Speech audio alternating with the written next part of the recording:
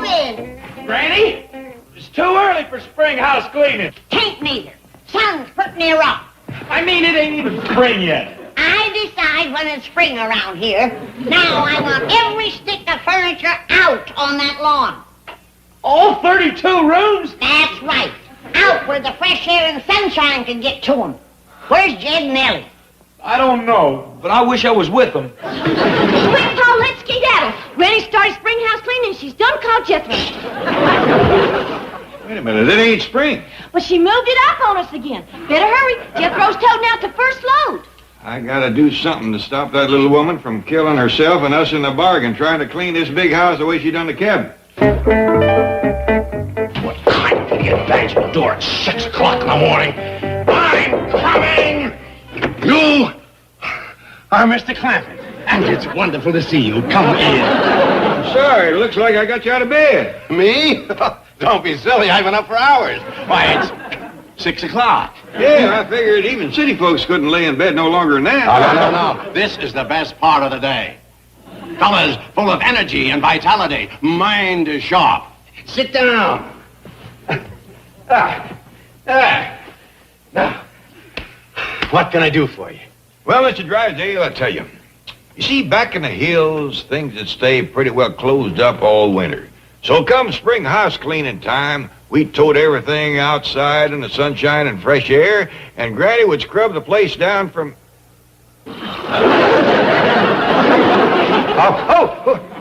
What happened? He was concentrating again. Oh, yes. Continue.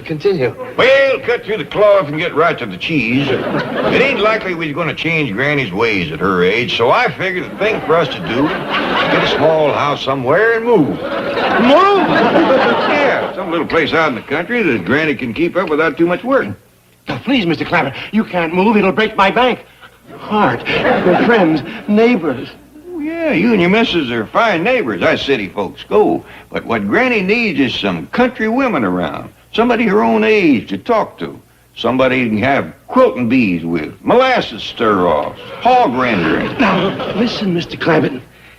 At this moment, my wife is in New York buying some gowns.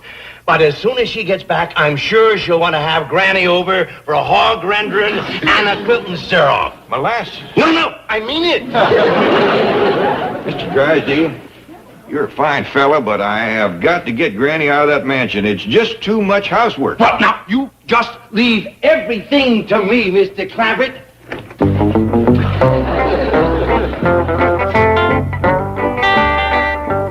Uncle Jed, I'm glad you're back. Granny's been driving me into the ground. Well, cheer up, boy. Mr. Drysdale and me is working on this. You're working. I done all this, and I got 27 rooms to go. I mean, we've been working on ways to stop all this furniture moving. I got a way. Let's set fire to it. I think we can best that. Sit down. Now, I got a plan. But first, we got to prime Granny a mite. What you mean? Well, we got to make her think that she's getting a little bit too old for all this heavy work.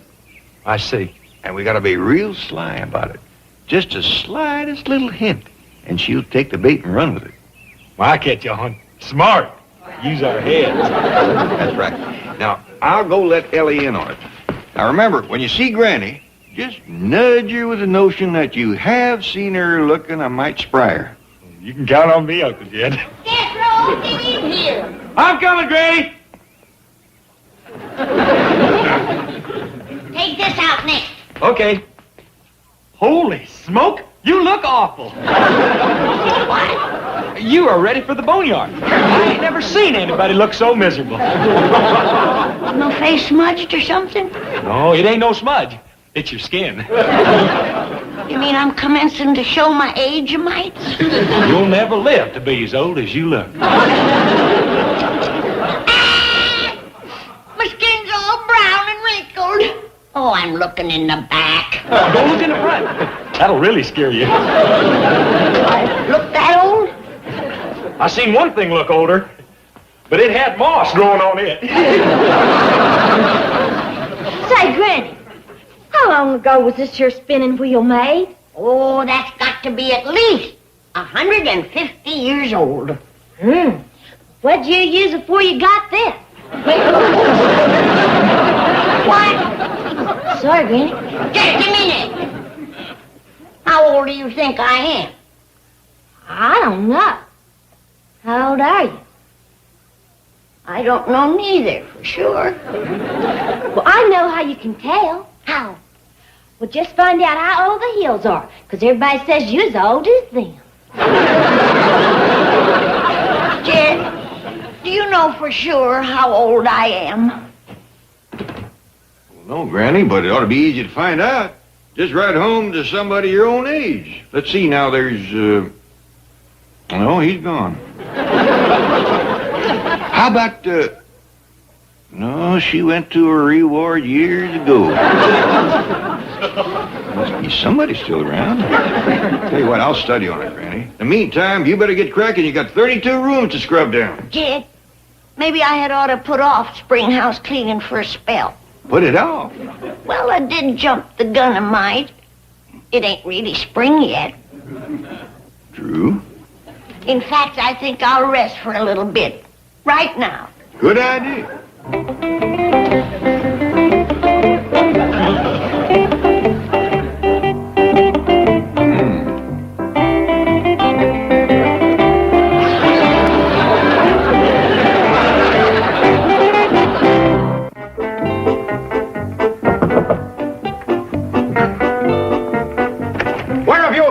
Why aren't you ever around when I need you? Chief, I got here as quickly as possible. I was in bed when you called. In bed? Well, it was 6 a.m. At 6 a.m., I was already having my first conference. Really? Yes. That's why I'm president of the bank, and you're just the secretary. I'm up with the chickens, and you sleep all day. Chief, it is 6:30. All right. You can work late tonight and make it up. Now, here's the situation. Jed Clampett thinks Granny's working too hard. So he wants to move to a smaller home in the country. A very sensible idea, and you want me to look for one? No, I want you to look for a new job. I don't understand. I'll say you don't. I don't have a bank in the country. Well, Chief, just because they moved doesn't mean they've moved their money. Miss Hathaway, we don't take chances with $50 million. I want them right next door where I can keep an eye on them. Well, in that case, there's only one solution. We'll have to get someone to do the work for Granny. Now you're talking. Grab a scrub bucket and get over there. Well, you know Granny doesn't like strangers around. But, Chief, I am a highly skilled executive secretary. I'm not paid to do housework. Yes, you're right. Okay. While you're there, you'll be on half salary. Oh, yeah, Jed, I'm rested now. I'm going to get up. No, stay right where you are. I want to talk to you. What about? Well, Granny, I think it's time you faced the fact that this house is too much for you. It is a powerful burden.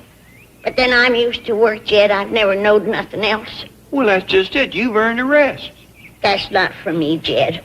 My rest will come when they lay me in that pine box. Well, I got an idea where we could get you some rest before then. I'd like to know how. Well, first off, we got to get you out of this 32-room backbreaker. Where would I go? Well, Granny, somewhere out in the country, there's a home just waiting for you. In the country? Yeah, someplace where you don't have to work so hard, where you got friendly neighbors, folks your own age to talk to. Jed, you're fixing to send me to the old folks' homes. No, I ain't. Yes, you are. I ain't neither. Yes, you are. Granny, I ain't no such a thing. You swear it? I swear. Yes, you are. Jethro! Jethro! Save me, Jethro, save me. From what? Your Uncle Jed wants to send me to the old folks' home. Granny. Oh, so that's the plan he was getting her primed for. No, it ain't. Yes, it is. I slowed down 1 year, and you're going to throw me on the scrap heap. Well, you're awful old, Granny. Boy. And you're not just over the hill, you're down in the holler. Jethro. How's that for hitting, Uncle Jed? Boy, go get the truck. We're going to take Granny out in the country. No, Jed, please. Granny, I just want to show you what I got in mind. I don't want to see it. I'm too young to go to the old folks' home. Are you kidding? Get the truck. Please, Jed, please give me another chance. I'll clean the whole house all by myself. Now, Granny. I'll show you. I'm just as spry as I ever was.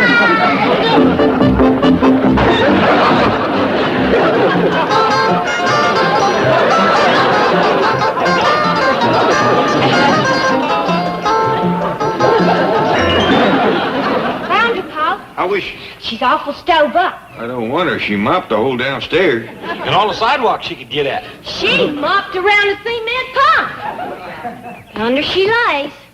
Wore the mop clean down to the nub. I'm as spry as I ever was, Jed. Sure you are, Granny. I can't get her fingers loose from the mop. There go her legs again. Her legs, Ellie. Now, let's go to the mop, Granny. Make me some suds. I'll come in from upstairs. Take it easy. Ellie Mae, you stay here and take care of her. Jethro and me will go out in the country and see if we can find it. No, Jed. Ain't I showed you I can still earn my keep? Well, that's just it, Granny. You can't keep on working this hard. Yes, I can. I got my second wind. I'll come in from upstairs. Now, easy does it. No, Jed, don't send me away. Nobody wants to send you away, Granny. We're just looking for a little place where we can all move in. I don't believe you. It looks like you're going to take showing her. Go put her on the truck. Hey, Jethro, fetch her. No, no.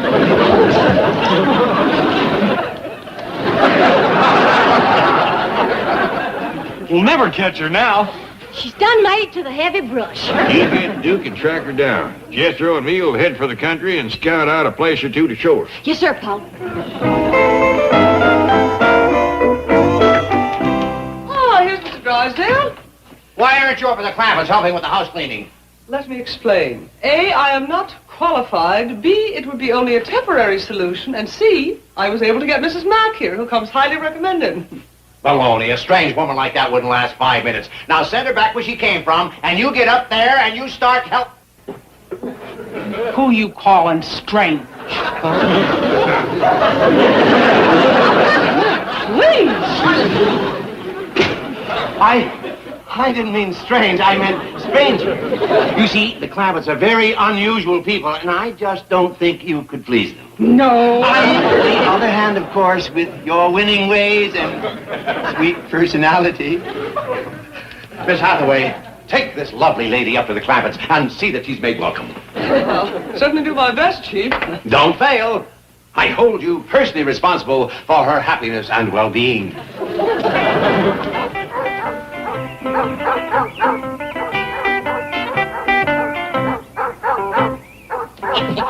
That old hound dog will never see the day he can find this old fox.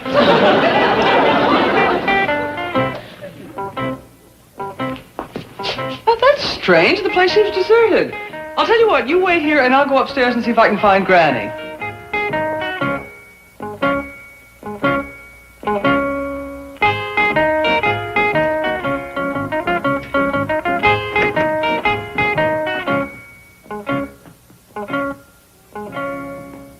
Who are you? Ma'am? Mrs. Mack, who are you? I'm Granny. Oh, you're the one they're looking for. Yeah, they're going to send me away. But I'll show them that I can still clean this house. Oh, no, that's my job now. What? I'm the new housekeeper.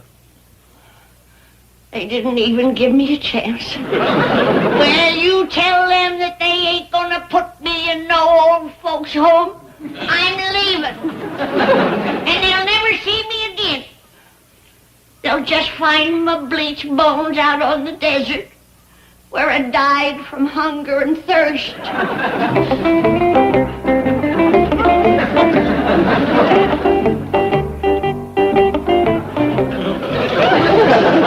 Well, hunger anyway.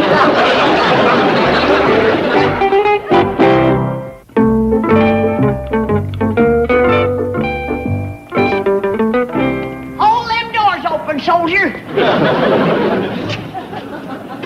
Coming in to get my money. Well, yes, Margaret, of course I'm happy to have you back home. But I'm busy now, dear. My secretary's gone. I'll call you back, sweetheart. Of course I do.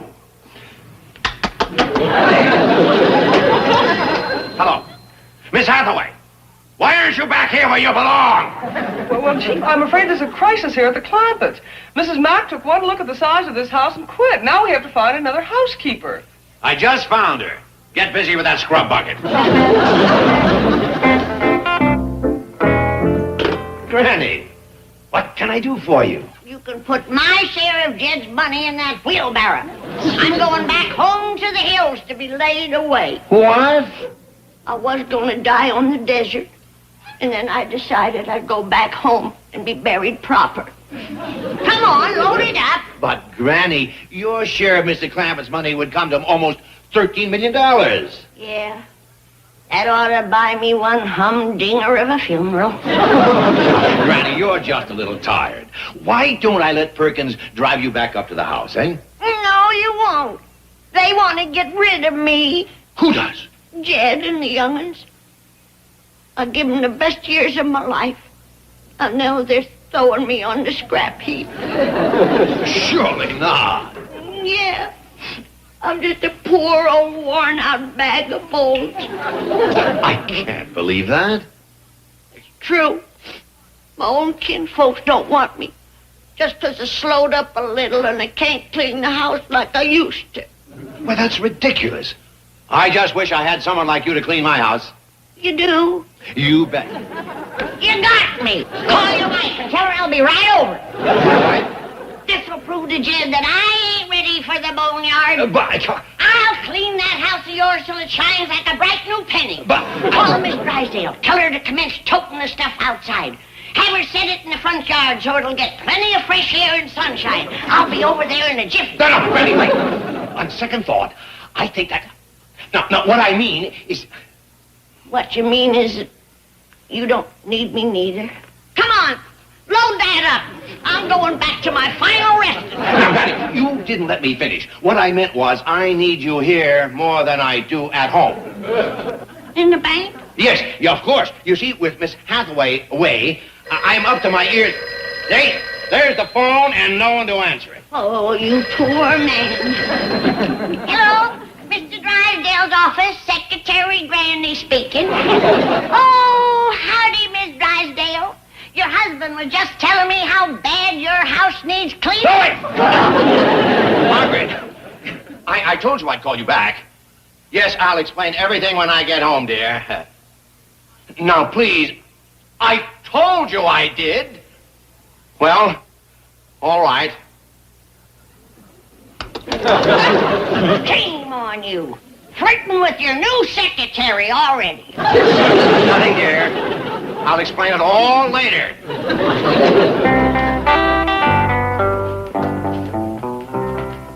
Duke and me's covered that holler in more ways than a kraut lays in a barrel. Never did pick up Granny's trail again. Likely she circled back.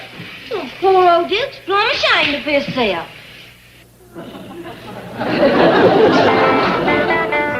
You can leave my wheelbarrow out there, Perkins. Thank you, madam. It won't take me long to change and pack up. Sit down. There's plenty of chairs. Or lay down. There's plenty of beds. Oh, Granny, I'm so glad you're back. I'm afraid I'm not very good at your job. Well, I'm a crackerjack at yours. What? Mr. Drysdale just made me his new secretary. I am now what you call a career girl. You are what you call potted. Give me that jug. I ain't the kind of a girl that drinks on the job. What's this nonsense about you getting a job? Well, it beats getting put into the old folks' home. I keep telling you, we ain't putting you in the old folks' home. You bet you ain't, Charlie. I'm moving into my own apartment. Mr. Drysdale, your secretary's back. Oh, thank goodness. Oh, where is she? Right here. Oh, I thought you meant Miss Hathaway had come back. Oh, she's got my old job. Well, let's get to work. Granny. None of that.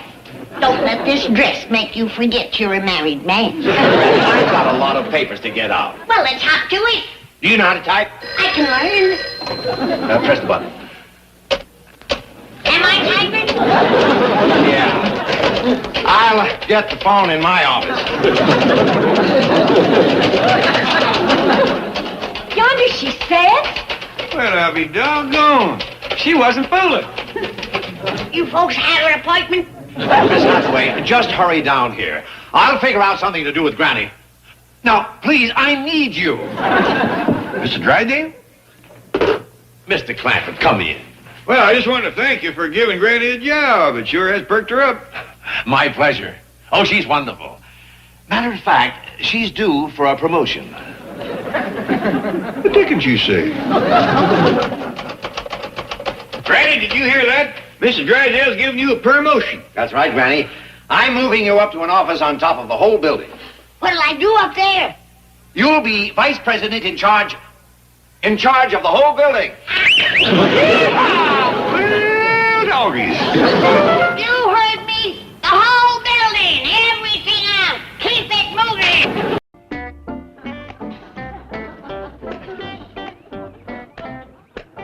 Ellie? Hey, can I borrow your seal? What for? I gotta practice being a Navy frogman. I thought you was going in the Army. Yeah, me too. But I'm tired of waiting for them to call me. So I'm joining the Navy. Well, what does a toad man do? Not a toad man, a frog man. What does a frog man do? Mostly what you call underwater demolition. Blowing up stuff. Well, what would you want with Raymond? I want to see if I can learn him to fetch dynamite down to me. Well, how would he carry it? In his mouth. Oh, no. My seal ain't coming no dynamite. Come on, Raymond. Hey, well, wait a minute, Ellie. How about you being an enemy sentry? Well, what do I have to do? Well, you walk guard duty along the dock here. Then I reach out of the water, grab you, pull you in, and drown you. That's a frogman's surprise attack. Hey, now watch.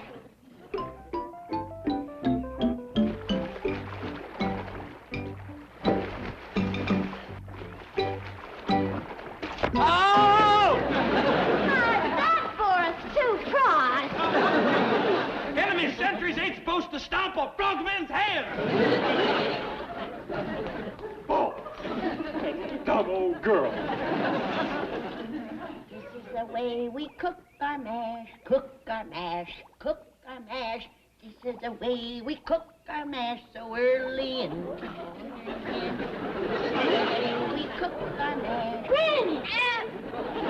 Ellie, don't scare me like that. If I was to have dropped this jar, we'd have cleared them bushes on the fly. This stuff is mean when it's green. Paul says you wasn't to make no more moonshine. Moonshine. This is my flu serum.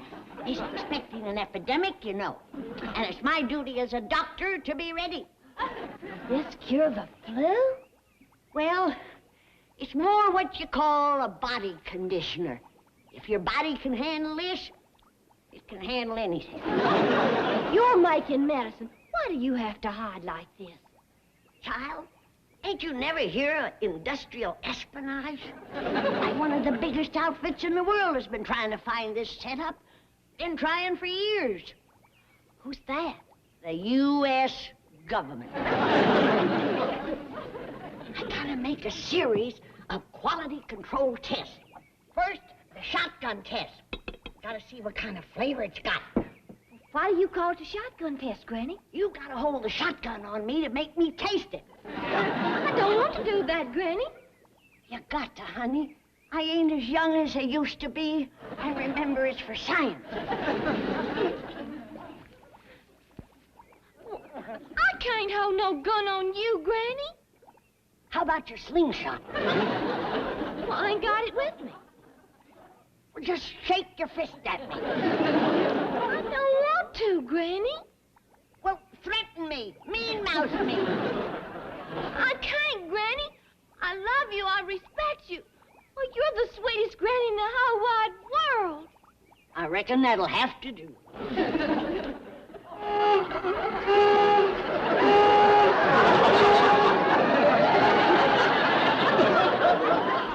That's what you call real sipping whiskey. Did you say whiskey? Risky, honey, risky. You sip this at your own risk. You see, this is just the base. I ain't put in my secret ingredients yet. I'll go fetch it. Oh, want me to do it for you, Granny? No, honey, it's a secret. You go take my wash off the line. Oh, I already done that. It's in a basket on the steps. Oh, thank you, honey. Now, you run on and play.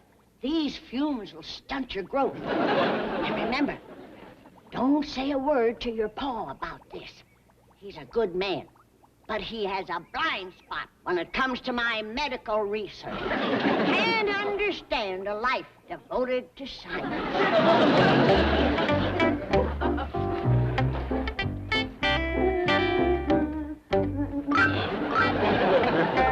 Stuff sure gets into your bloodstream in a hurry. Save a lot of folks from the flu. Throw out the lifeline. Throw out the lifeline. Someone is drifting away. Throw out the lifeline. Throw out the lifeline. Someone is sinking today.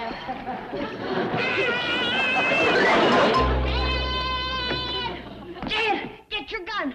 There's a monster in the cement pond. Monster? Great, big, black, slimy-looking thing. Must be 8 or 10 foot long. Probably just Ellie's pet seal. You seals eat old women. This one reached up out of the water and grabbed me. Maybe it's a rape. Who ever heard of an underwater ape? It's bigger than a gator. Must be 12 foot long. Has one great big bulging eye right in the center of his forehead. Big roots growing out of his mouth. Ugly growth on his back. Must be 15 feet long. That monster's growing pretty fast. You've seen him, have you? I doubt if you have. Now sit down and tell me exactly what happened. Well, I was coming from the still. You were coming from where? The hill. The hill. I heard you the first time. Now, Granny, I told you not to make another batch of that moonshine. I ain't, Jed. It's my shoe flu brew. Shoe flu brew. To head off the flu epidemic. It's a vegetable compound made out of natural juices of corn and certain neutral spirits. Ain't nothing neutral about them spirits. Now, you probably got your nose wet, too. Let me smell your breath. Not while you're smoking. I thought so. Well, Jed, as a medical researcher, I'm duty-bound to test the stuff. It might have side effects. Yes. Enough of that. You roll over on your side and stay there. Come on, Granny. We're going down and dump that stuff. Dump my wonder drug? Jed, do you want the people of Beverly Hills to be laid low? No, I don't, so let's go. Jed, you're going to set medicine back 100 years. Next, you'll be stomping out penicillin. Hey, it's a good thing Lydia Pinkham didn't have a son-in-law like you. Granny, that flu brew has got you seeing monsters. Oh, Jed, I was only joking. Can't a body tease you about a little old 15-foot monster without you getting all upset? Now, did you see it or didn't you? Oh, forget it. I declare you are worse than a snapping turtle. You'd bite at anything. That's the Mayo Clinic. Tell them I ain't quite ready yet.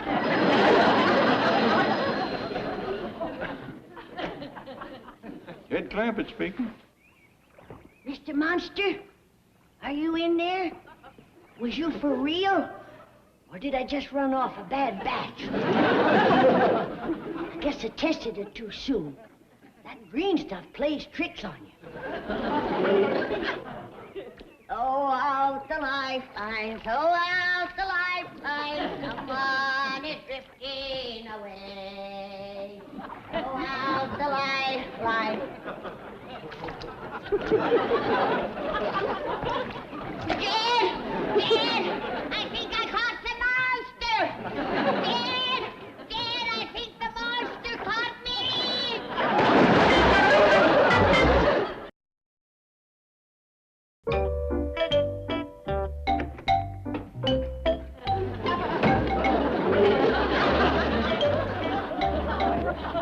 What happened to you? I got pulled into the cement pond and perked near ground. Who done it? That heathen monster. Heathen. He hates him singing, Jed. Every time I do throw out the lifeline, he grabs me. This time he pulled me under. He's a sea serpent right out of the river Styx. I hope he never gets in the river back home. He could sure break up a baptizing. You don't believe I seen him, do you? Of course I do. Enough of that liquid cornbread of yours, and you could see pink sea serpents. I tell you, that's my wonder drug. It sure is. It's got you wondering what drug you in. He's coming after me. Who is? The creature from the cement pond.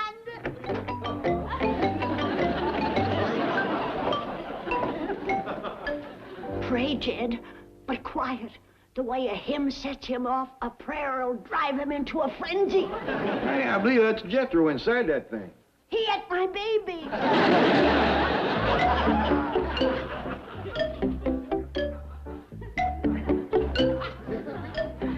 Make him spit you out, boy. Granny, that ain't no monster. Here's the boy's wearing some kind of a suit. Sure had you going, though, didn't I, Granny? You mean it was you who had my pole and pulled me into the cement pond? Yeah. You was under the water? Well, yes, sir. This outfit's got an air tank, flippers, mask, weights. If it ain't got wings, I think you're in trouble. Granny, don't let go! What'd you say, Jed? Boy, old Jethro can sleep any place. He's laying out in the corn patch in his toad man suit. His what? Oh, he says he's going to join the Navy and be a toad man. Or is he going to be a frog man? He's gonna be a dead man if he scares me Bless you, Granny. You better change into some dry clothes, Granny. I'll look after Jethro. Come on, Granny, I'll help you. You're catching a cold. I hope it turns into the flu. I got a cure for that. Boy, Uncle Jed, I hope the Navy never hears about this. Frogmen don't go around hanging up their granny's bloomers. They don't go around yanking their granny in the pond, neither. Yeah, well, I got the wash all hung up now. Now I'm going back to my training. How come you to pick this frogman work? Well, what I really wanted to be was a submarine commander. But the surplus store didn't have no submarine. Well, what's this sudden hankering to be underwater? Well, I read where there's more food in the ocean than was ever growed on dry land. Well, in a few years, that's where all our victuals is coming from. Well, when that happens, I was gonna know my way around the kitchen. Well, that explains it. Help me on with my mask, will you? What you aiming to do? I am gonna destroy an enemy underwater installation. How you aiming to do it? I got a demolition charge set at the bottom of the pond. All I got to do is connect it and set it off. Ain't that kind of dangerous underwater? Uncle Jed, I am a frog man.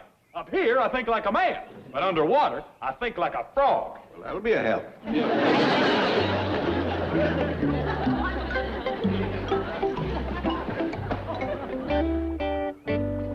No question about it, Daisy. You was coming down with the flu. But for the sake of humanity, you have got to be a human guinea pig to see if your flu serum works. Hope it ain't too green. But them's the chances us medical researchers has got to take.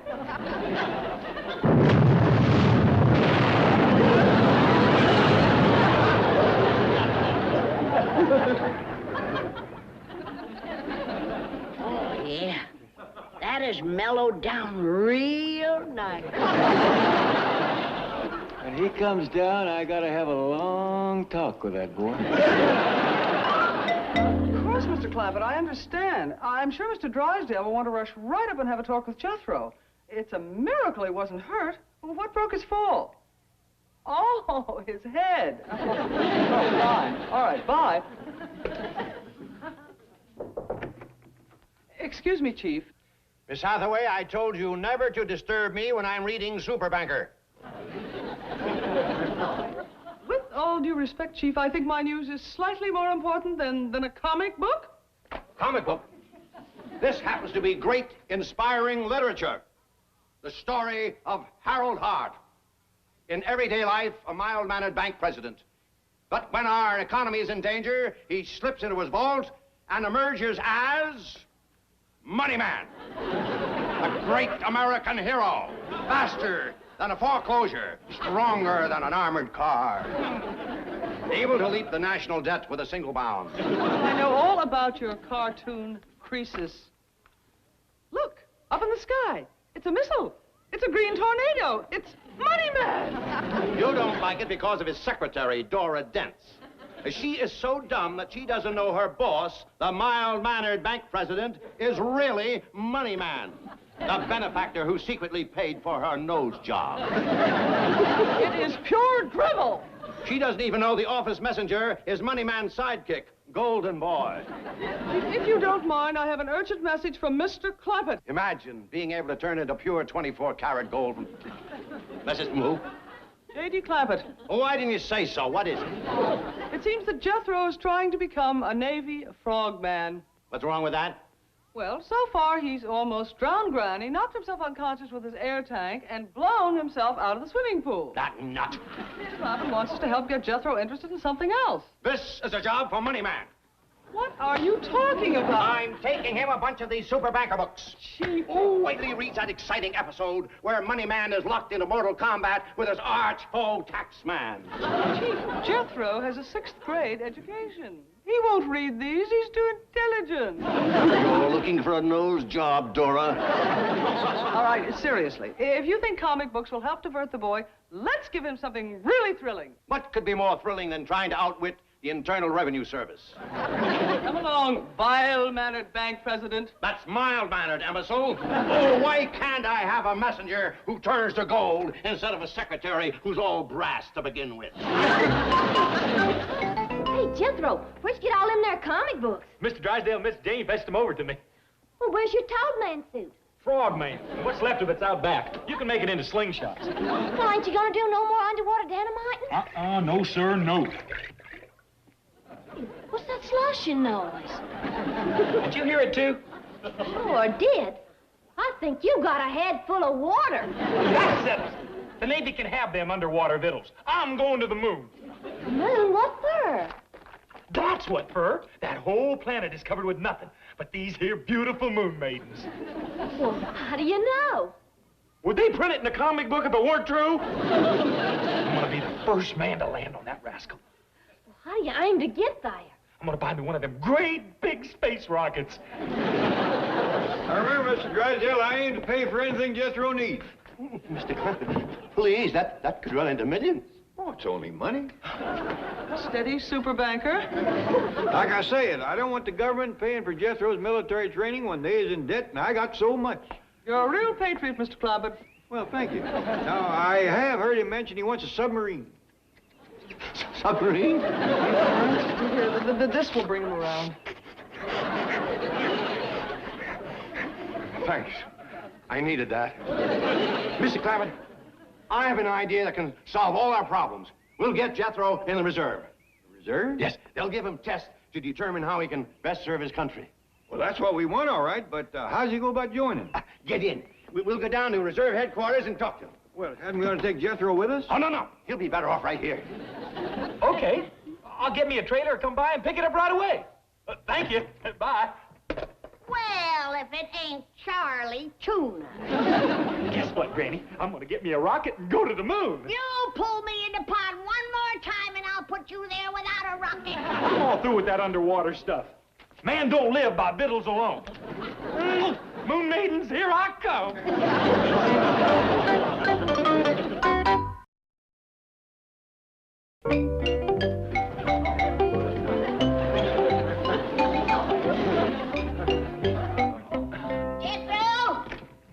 Jethro ain't back yet, Granny. Oh. Well, when he gets here, you have him take this barrel of shoe flu brew down to the Red Cross. Well, ain't you going with it? No. They ask too many questions. Just tell him to say compliments of a friend. Now, I wrote all the instructions on the top here. They is to cut this 100 to 1. 100 gallons of branch water to 1 jigger. I mean, 1 teaspoon of my flu medicine. Well, I'll tell him. Now, I gotta get back to my laboratory. I gotta run off some more of my quality control tests. Ain't you rest a while? No, darling. Man works from sun to sun, but a doctor's work is never done.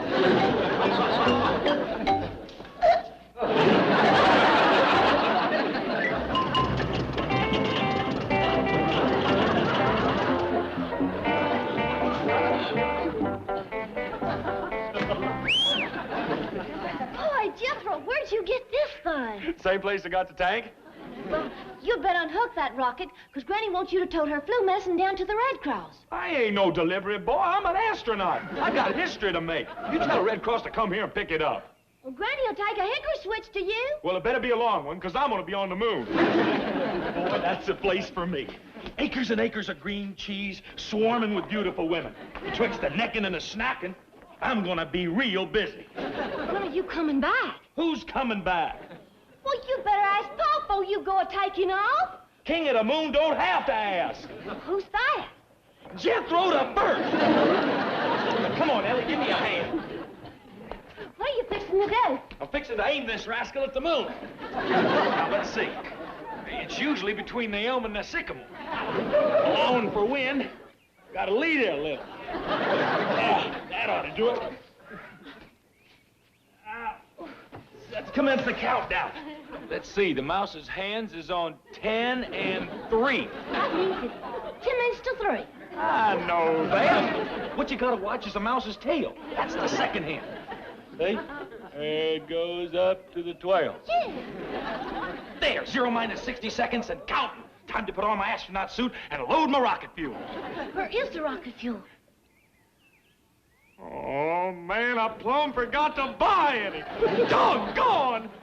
Well, as long as you ain't going to the moon, you can go to the Red Cross. Come on, I'll help you load Granny's barrel in the tank.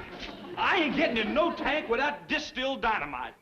Granny says it's medicine. I don't care what she calls it. One jolt and that stuff will blow me higher than... That's it! Ellie, quick, get me a rubber hose. I done found my rocket fuel.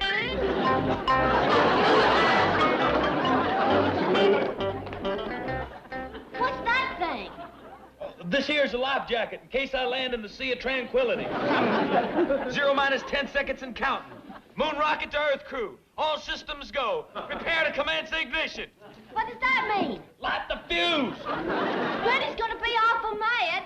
I'll send her a package of cheese. 0 minus 5 seconds and counting.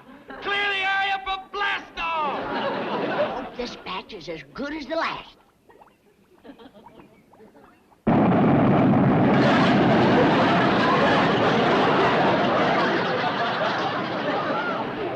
Eat your heart out, Jack Daniels. Hi, Jethro! Don't forget to send the cheese! That reserve program looks like just a ticket for Jethro. It does for a fact. Yes, it'll keep his mind off tanks and submarines and put his feet on the ground where they belong. Look, up in the sky. It's a missile. It's Money Man. It's Jethro. So far, the origin of the manned rocket which streaked across Southern California skies and plunged into the ocean near Point Magoo remains a complete mystery. The Navy, the Air Force, and the Army all deny any knowledge of... Hold on, ladies and gentlemen. We switch you now to our news helicopter where our cameras are recording the dramatic air-to-sea rescue of the rocket's mysterious pilot. In just a few moments, we will know his identity. Is he from outer space? Is he ours? Is he theirs?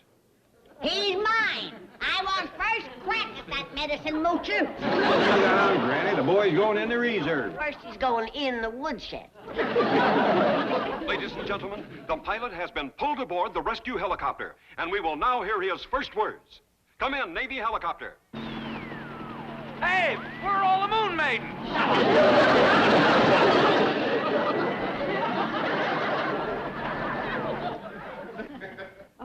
Granny, could Mr. Drysdale have a shot of your flu serum? You feeling poorly, Mr. Drysdale? Oh, no, I feel wonderful. Wait until you see this, super banker. What is it? A bill for that rocket? Make that a double, Granny. Look, he's turning into Money Man. He's getting all green. Oh, boy. This week's episode of Super Bank is really terrific. Hey, look at this. Chief, I am trying to drive, and besides, we're already late for Jethro's farewell breakfast. Farewell breakfast. He's not going into the Army Reserve today. He's only going for an interview and a qualification test. I know, but the Clampetts think he's going, and besides, we have already kept them waiting because you had to stop and buy those stupid comic books. Super Banker is not a stupid comic book. It's the thrilling adventures of Harold Hart. In everyday life, a mild-mannered bank president. Oh, shut up! This is inspirational literature. Oh, come now. A bank president who sneaks into his vault and comes out as Money Man? Yes, Money Man. A patriot that fights for the things that make this country what it is. Baseball, mom's apple pie, hot dogs, second mortgages, hidden interest charges. In this week's episode, he's headed for France to stop the gold drain. Any bank president who comes out of his vault looking like money is headed for South America. You are coming dangerously close to seditious slander. Money Man is a national hero. Only to you. To everybody else, he is an odious, imbecilic, nickel-nursing nut! That does it! Now pull over and stop this car. What for? I am making a citizen's arrest. Me? You bet. I am charging you with high treason. We're going to the FBI office in the Federal Building. Oh, sit down! We are going to Jethro's farewell breakfast in the fancy eating room. Well, I don't hardly think we ought to wait for Miss Jane and Mr. Drysdale no longer. We don't want Jethro to be late to his first date. Our Heavenly Father, we thank you for this food and all the many blessings you bestow on us. This morning, we'd like to ask a little extra favor. Jethro here is going off to serve his country, and we'd be mighty grateful if you'd kind of keep an eye on him. Thank you, Lord. Amen. Amen. Amen. Amen. When are we going to give Jethro his presents and make our speeches, Paul? Well, seeing it don't take the boy long to eat, maybe we'd best commence right now.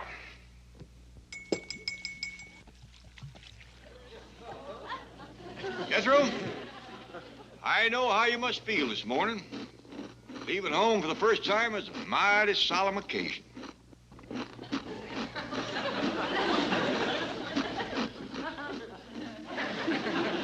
And I reckon your heart is full and there's a lump in your throat.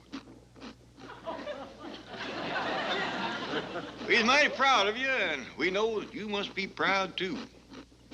Proud and happy at this chance to serve the country that has been so good to all of us.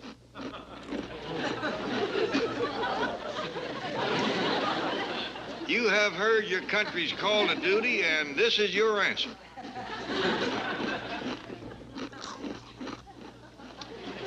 Well, I reckon that's enough talking. I'll show you how I feel. Don't shoot him, Jed. I ain't said my speech yet. I ain't gonna shoot him, Granny. I just want to give him a squirrel gun. Jethro, my pa gave this gun to me, and his pa gave it to him. I think it's only fitting that I pass it along to... Boy. Soldier. Well, Uncle Jed, you going hunting? I'm just making you a going-away present of this rifle. Well, thank you. Now, I know the Army sets a great store by sharpshooting.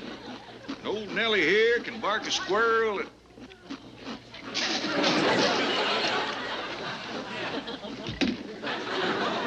All right, Granny, you give it a try.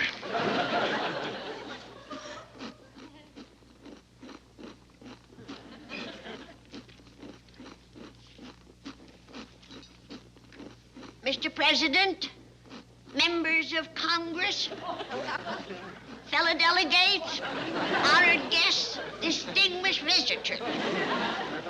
What's wrong with her? Nothing. She's been reading speeches all week. I think Thomas Jefferson expressed the emotions of all of us when he said, roll in flour, salt to taste, fry in deep fat. Bring it on, Granny. Oh, that's my directions for frying chicken. Keep going, Granny. You're the first one to get his attention. Oh, I can't make a speech, but I would like to say a few words about my present. Jethro, I want you to wear this uniform with pride and valor, like my granddaddy wore it in the Great War. Granny, that's a Confederate uniform. You bet it is. And this is the sword he used to defend our country when the North invaded America. I'll slip out and answer the door. It's decorated on the field of battle following our great victory at Gettysburg. And this medal was given to him by General Lee after the final Yankee defeat at Appomattox. Granny, the Yankees wasn't defeated. It was the South. What did you say? I keep telling you, Granny. The North won. General Grant, what General Lee? Well, howdy, folks. Come in. Oh, Mr. Clampett, I'm so sorry we're late for Jethro's farewell breakfast. Oh, that's all right. I know you got a lot of important things to tend to. Important things. We stopped to pick up the latest edition of Super Banker comic book. Don't blame her too much. He's really hooked on it. What? He's every woman's hero. Of all the unmitigated... That's all right, Miss Jane. You're just in time to hear Granny's farewell speech to Jethro. Gay way! Gay way! She must have made a very moving speech. Yeah, I ain't seen the boy move that fast in a long time. What was Jethro carrying? His breakfast. He ain't one to let saving his life standing away eating. Hi, come back. Oh, howdy, Miss Jane, Mr. Drysdale. Ellie? I didn't have a chance to give Jethro my present. Well, we'll get to that. Y'all go in the fancy eating room. I'll go fetch back the guest of honor and the Speaker of the House. What are you giving him, Ellie? Well, I made him a whole box of lady fingers. He likes a snack between bites. You mean between meals? Not Jethro. Well,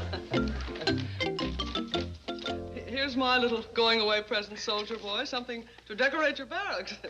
Thanks, Miss Jane. Oh, what is it? It's a pin-up picture of me. Please, not while we're eating. Wow! A dog! Let's see.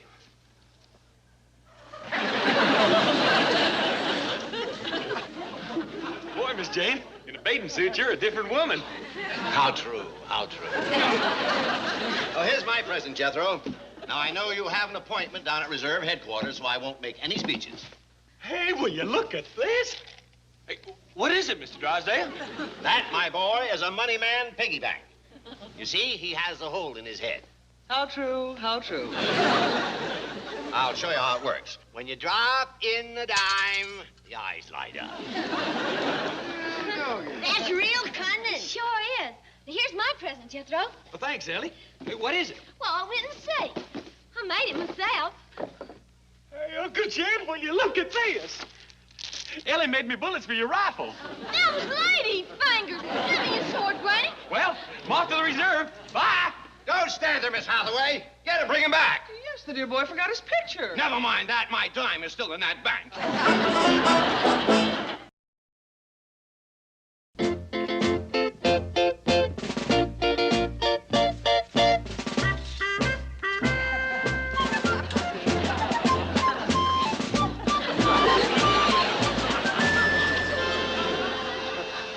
Just before the battle, Mother, I am thinking most of you.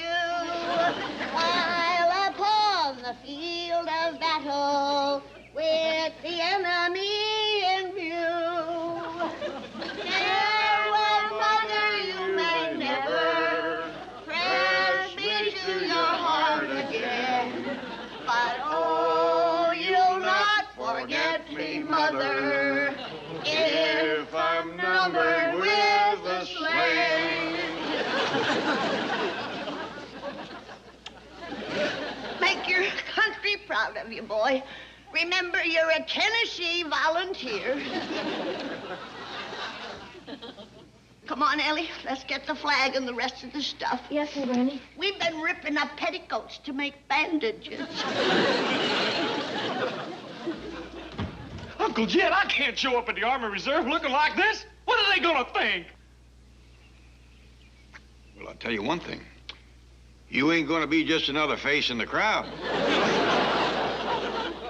Bet you it ain't every day they get a boy in a Confederate uniform toting a squirrel rifle that shoots ladyfingers. Uncle Jed, what am I gonna tell them? Tell them the truth. Tell them you wore it to please a sweet, sentimental little old gray-haired granny who would break your leg if you didn't. Can't you convince her that the Civil War is over and that the South lost? No, I can't, and I ain't gonna try. At my age, a broke leg don't mend too fast. Oh, gee whiz. What am I gonna do? Well, my advice is for you to get out of here, or you'll be carrying a Confederate flag and wearing petticoat bandages. I'll bet you there ain't another fella in the Army Reserve with a granny like mine. Now, boy, don't falter too much. Remember, your granny is old. She's never asked but one thing out of life. Her own way. Well, I just hope they don't throw me out before I get in. Well, they'll understand if you just tell them the truth. Always remember that, boy. The truth will set you free. Okay. But even with my 6th grade education, I'm gonna look like a nut. That ought to set him free.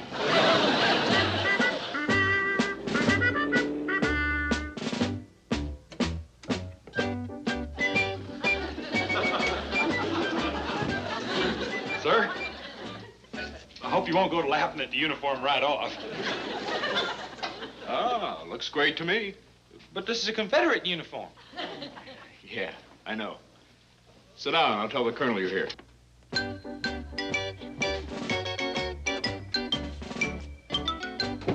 Excuse me, Colonel. The studio has started to send over those Civil War soldiers. We're supposed to come in till after lunch.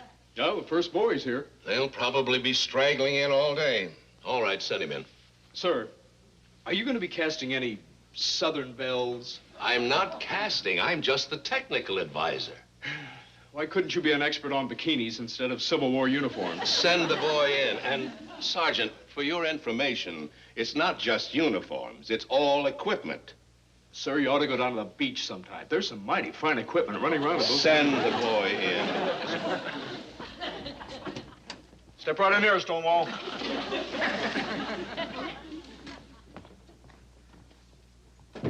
Turn around. Excellent. Very authentic. Tennessee Volunteers. Well, how'd you know? That's my job. Let me see the gun. Oh, I can't let you use this. Why not? Too good, too modern. Okay, you can go now. You're in. In the Army? That's correct. I'm gonna fight. You sure are. You're gonna get licked, but not until you put up a real scrap. Well, excuse me, sir, but who am I gonna be fighting? The Union Army. Where? Culpeper Plantation. You rebels will be dug in, and Grant's troops will surround the place. Well, where's the Culpeper Plantation? Somewhere up in Beverly Hills. You'll be taken there. We don't want the public to know where the shooting's going to be. You mean it's gonna be the Civil War all over again? It better be. That's what I'm being paid for. Well, when's all this gonna commence? Monday morning. Didn't they tell you anything? No, sir. Well, you'll find out soon enough. I've said too much already. Can't I take my gun? I told you no. With guns like that, the South would win the war. They hired me, so mistakes like that won't happen. See you Monday.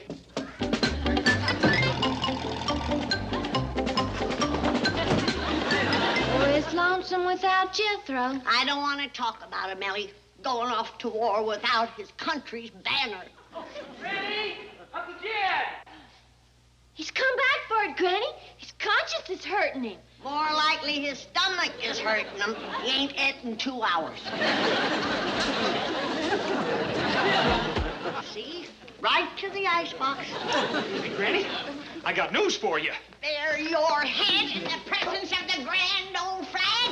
Sorry. Hey, how come you're home from the reserve so quick? Because I found out who these reserves for. The Yankees. What?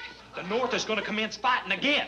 No. Yep, I heard the whole scheme down at headquarters. You mean they didn't learn their lesson at Gettysburg and Appomattox? All I know is they's fixing to attack the first thing Monday morning. Where? Right here in Beverly Hills. A place called a Culpeper's Plantation. Well, where's that? Well, they wouldn't tell me. Said they didn't want the people to know where the shooting was going to be. My dingies.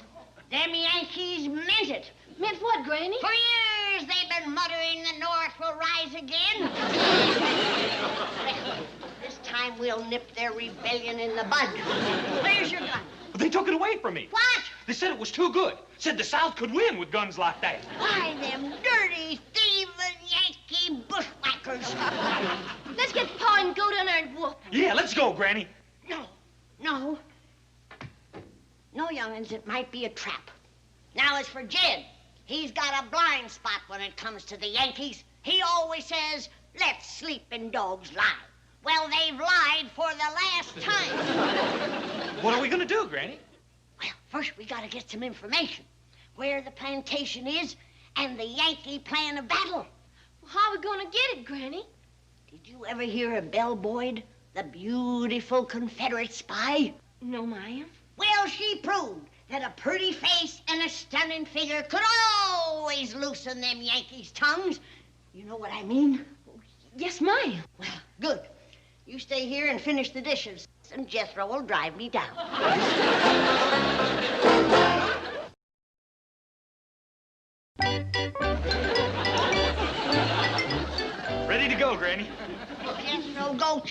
your clothes. If they see me consorting with a Confederate, they'll know I'm a spy.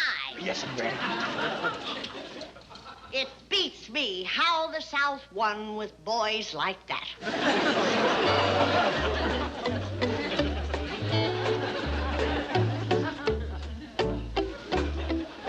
Boy, Granny, you're something else. You ain't just whistling Dixie.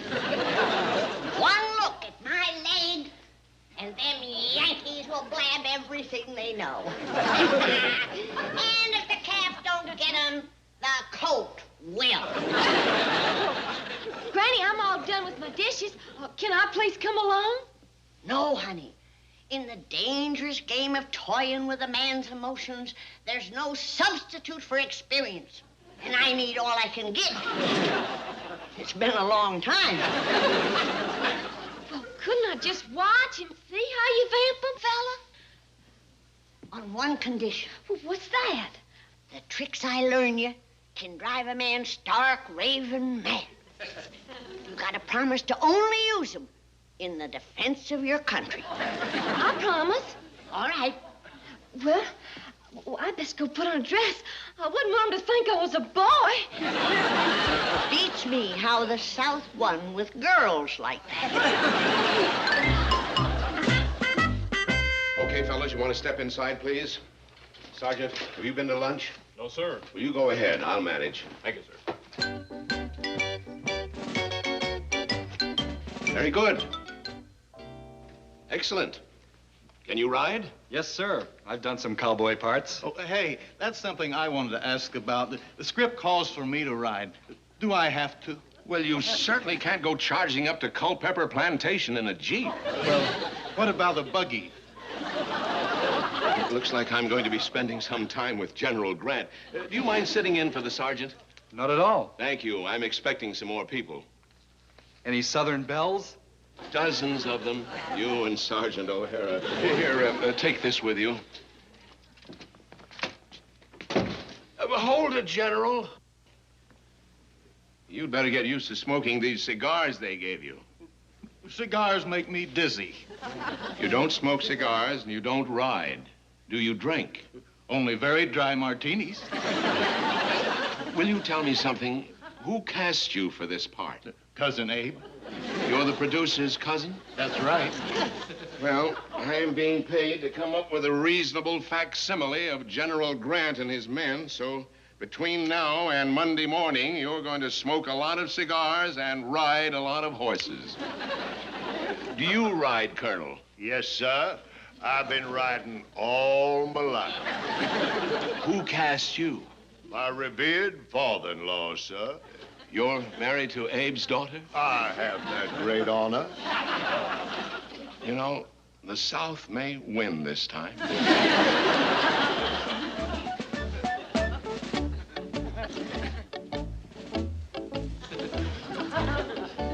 Jethro was right. It's a Yankee soldier. Do. You hang back and watch. I'll soften him up. Hello there, soldier boy. I'm sorry. I didn't hear you come in. That's the way I work, Sonny. If you're here to see Colonel Blake, it'll be a few minutes. He's inside talking to General Grant and his men. Grant? Yeah, they're getting ready for the big battle on Monday. Say, haven't I seen you at Columbia? No. She's never been to Columbia, Tennessee in her whole life. Columbia, Tennessee? She's a northern girl. She comes from Boston. Well, how do you do? Howdy. That's Boston talk. She lives on Bacon Hill. Say, I saw a soda pop machine down the hall. Why don't you two Yankees go down there and have a drink? Would you answer the telephone? Oh, sure I will. If the Colonel asks for me, you tell him I'll be right back. Take your time, Sonny.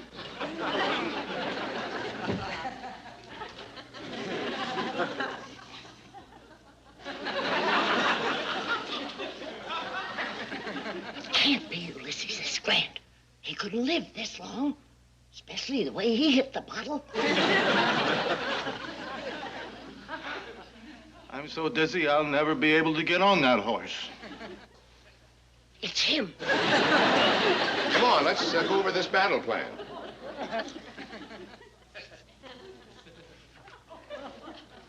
Now, concentrate on this map.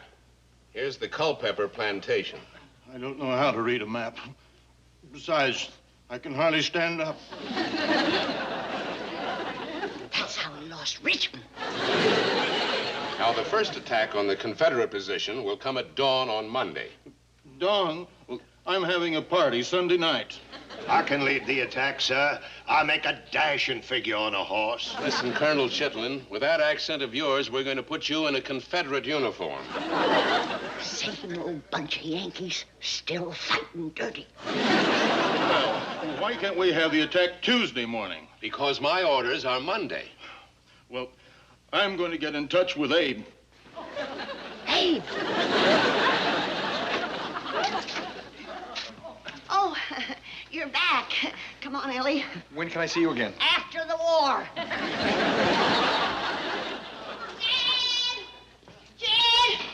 Jen! Granny, where you been and where'd you get my gun? General Grant's headquarters. What? General Ulysses S. Grant is alive and planning to attack the Culpeper's plantation at dawn on Monday. I think you've had enough of that. Don't knock it, Jed. You ought to see what it's done for Grant. Where you going? I'm going to warn the Culpeppers that Grant is coming. You'd have to be pretty near 150 years old. This is the wildest thing I ever heard. That ain't nothing.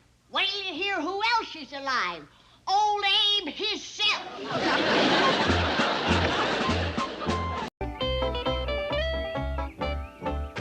Well, Colonel Blake. Good morning, Mr. Clampett. How's everything down to Army Reserve? Much better, now that I've almost finished my work on that Civil War movie. Oh, I understand Grant and the young'uns jumped right in the middle of that battle scene you was directing. I'm awful sorry about that. It was just a rehearsal. Besides, Granny did me a big favor when she captured General Grant. Yes, he's the producer's cousin and a terrible actor. I'd appreciate it if you didn't let on to Granny that he was just an actor. You see, she thinks she captured the real Ulysses S. Grant. He didn't tell her? Well, no. You see, they had a few sips out of Granny's jug, and he wound up thinking he really was Ulysses S. Grant. Before it was over, he'd apologize for Vicksburg, give back Richmond, and promise to shoot Sherman for burning Atlanta. Jed, it's that Yankee lover. Now, Granny. It's true, Jed. It was in his office that I heard General Grant planning the attack on the Culpeper plantation. And he was giving him advice. Well, Granny, that was my job. I was, He was outranked. Yes, you see, I'm only a colonel, and when the general asked me for advice, it was my job to give it to him. Now, don't go putting the blame on Yulee. Yulee?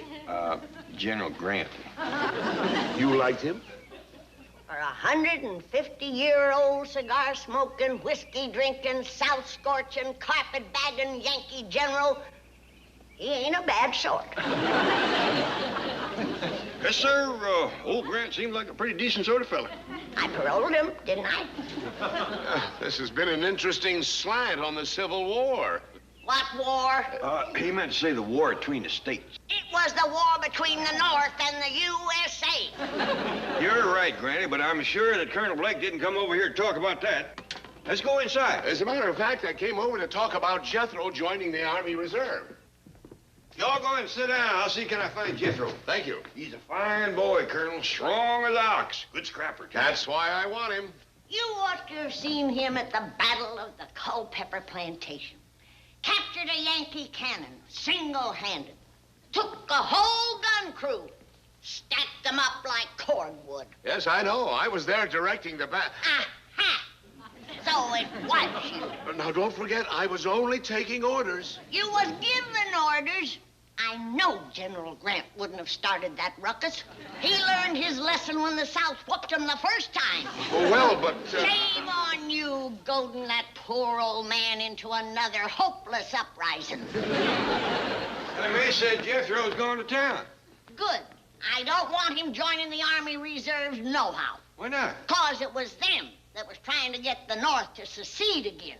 Now, wait a minute. I'm going to write my congressman about about it, too. Oh, no, please don't do that. I give you my word, the Army Reserve had nothing to do with Grant's attack. I'll believe that when I hear it from Grant. Okay, you'll hear it from the general himself. But just don't write your congressman, please. I'll see you later. There was no call to jump the colonel like that. He seemed like a real nice fella. Besides, he's a good friend of Mr. Drysdale. That cinches it. Any friend of General Beauregard Drysdale ain't to be trusted. General Beauregard? Bolton Beauregard, the coward of Culpeper Plantation. Whatever are you talking about?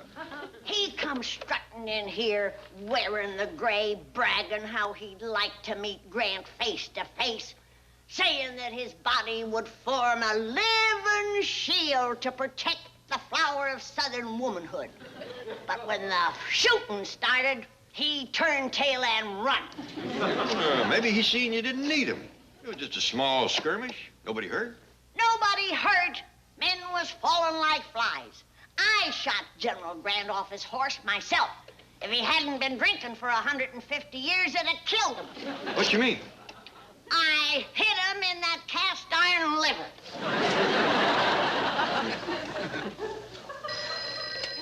Hello? Hello, Chicken Drysdale. This is the flower of Southern womanhood. I'm taking my money out of your bank. I heard a noise and Chief!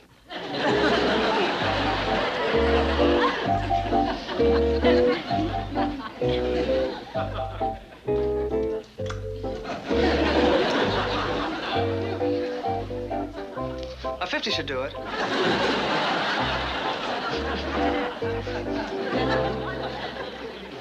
General Grant. Chief, what happened? Granny's drawing her money out of my bank, and it's your fault. My fault? Whose idea was it to dress me up in a Confederate general's uniform? Yours.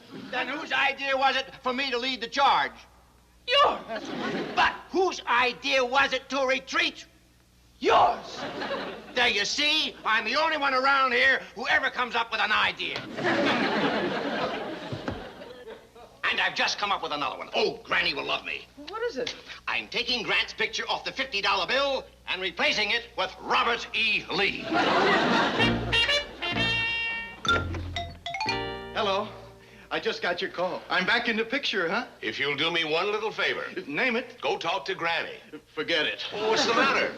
That little woman is dangerous. She wings you with her shotgun, then finishes you off with her jug. Well, have a heart, will you? She's mad at me. She blames the Army Reserve for that battle at the Culpeper Plantation. Tell her it was you. Well, tell her it was a movie. Then she'll really be mad. The proudest moment of her life was when she captured General Ulysses S. Grant. After she shot me full of lady fingers, I'm still picking crumbs out of my back. She threatens to write her congressman. The newspapers will have a field day. That is your problem. I'm not going near that nutty little broad. Well, think of the headlines. Hillbilly millionaire ambushes Army Reserve, captures General Grant. I have an instant replay on that. Ambushes Army Reserve, captures General Grant. No, the flip side. Hillbilly millionaire? That's the tune. Sing some more. Well, my friend Drysdale tells me that Clampett is worth about $60 or $70 million. And a fourth of that is Granny's. Oh, let me have that dear little lady's address. You'll go? Well, after all, she captured and paroled me. As an officer and a gentleman, it is my duty to report.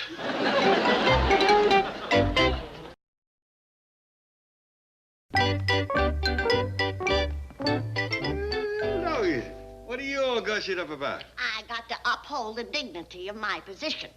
I am General Grant's parole officer. Oh, yeah, that's right. He's coming by to report.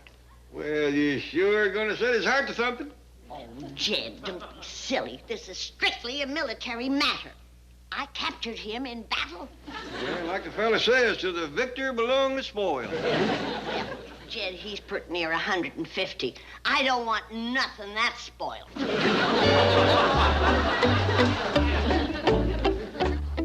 Why, the poor old fella's twice my age. Nothing wrong with that. Back in the hills, lots of girls, 13 married fellas, 26 or better. Yeah, that's true. My goodness. When he's 200, let's see, I'll be... Jethro, I got a problem for you. Okay, what is it? Let's say I'm going to marry a man 147 years old. I'm sorry, Granny. I can't help you with that problem. I ain't told you the problem yet. Oh. How old will I be when he's 200? See, Granny, that'll take some ciphering. Well, sit down here and get at it. I'll get it, Granny. Oh, come in, Colonel. Mr. Clampett? General Grant, nice to see you again. Good to see you, Mr. Clampett. Oh, and here is my charming conqueror, the beautiful belle of the battlefield. Oh, did we interrupt your lunch? Oh, my goodness. That's Jethro's pacifier. Granny, Colonel Blake wants to talk to Jethro, so why don't you take the general and go sit in the parlor yonder? Oh, that's an excellent idea. General, I believe you were going to explain that the attack on the Culpeper plantation was your idea, not the Army Reserves. Oh, that's true. I am to blame. I'm entirely at fault.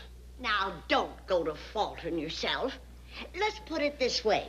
You still have a perfect record. I have? You ain't never won a battle against the South. Well, Colonel, boy is all yours. He'll make you a dandy soldier. Oh, I know that. I saw him in action. All he has to do now is take the written test. Well, I won't be no hell to a stepper like Jethro. He's had 12 years of school and graduated highest in his class. I'm embarrassed to even ask him to come down and take our simple little test. What's he working on? Oh, a little problem Granny gave me. He'll have it whooped in no time at all. Boy takes to ciphering like a mule to millet. Jethro, show the Colonel what you're ciphering. Oh, howdy, Colonel. Hi, sit down, sit down. Well, we'd best start back here at the beginning.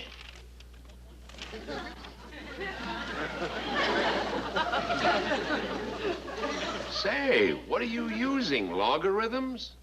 Oh, no, sir. This here is a Blackbird #1. Well, we commence with the figure 200. That is 2 and 2 noughts. Funny thing about them knots, by themselves, they ain't worth shucks. But you lay them up behind a number and them rascals is dynamite.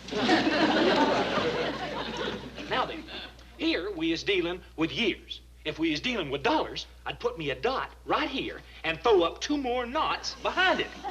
That'd mean I had $200, but no cents. Did I tell you? Like a mule to millet. Am I going too fast for you? No, but I do have to get back to headquarters. Why don't you come along with me and we'll get you started on your qualification test.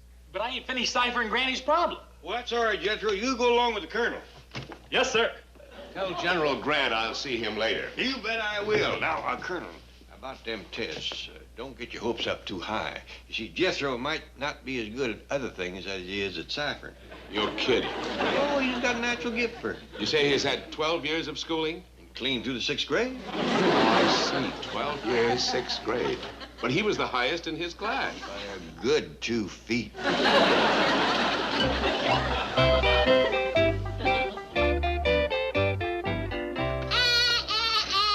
Put that silver down. You gotta break yourself of them Yankee habits. I wasn't... I wouldn't... Remember, you're on parole. One misstep and you're off to Andersonville. Now, sit down. While the sassafras tea is steeping, we'll get some of these questions out of the way. Yes, ma'am. Now then, since your capture, have you been plotting any more uprisings again the South? Oh, absolutely not. Have you been consorting with evil companions like Phil Sheridan and Tecumseh Sherman? Oh, bad boys. Bad boys. Are you prepared to go to the soldiers' home and live peacefully with your wife? Well, I don't have a wife. Forget the old soldiers' home. Are you presently keeping company with any woman of the northern faith? No, ma'am. Then, by the power that's vested in me by the Confederate government, I do hereby extend your parole for a period of 1 more week. Rise and salute the flag. One more question. Since your capture, have you partaken of any alcohol in any form? Not a drop, just buttermilk. Shame on you. Think of your liver. What? After 147 years of corn squeezins, you can't wean it overnight on buttermilk. The poor thing is laying down there between your spleen and your sweetbreads, just a panting and a puckering. I have been very thoughtless. Have some in your sassafras tea. Puts more sass in your frass.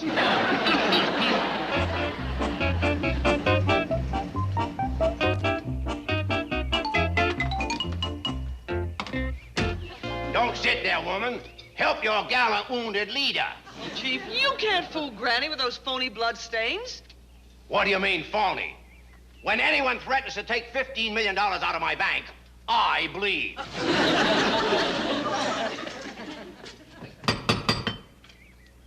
When Granny hears the story of my heroism and sacrifice, she will garland my brow with a victory wreath.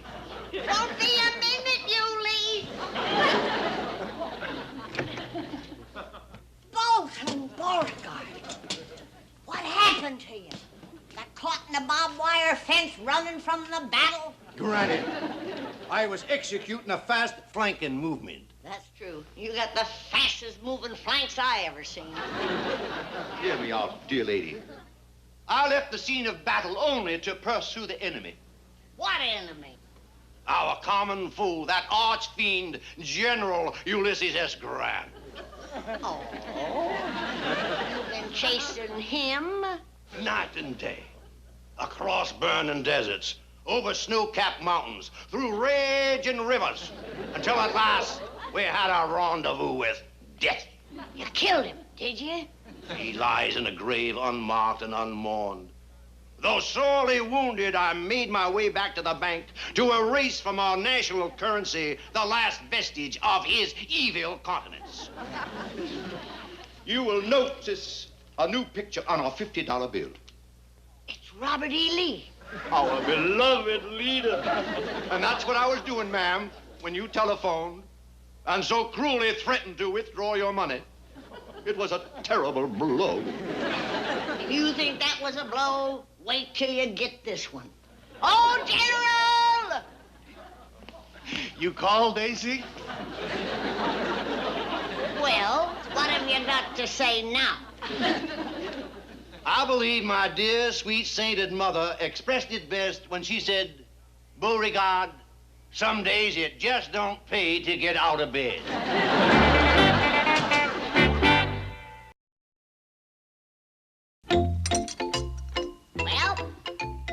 Well, here's to your $15 million.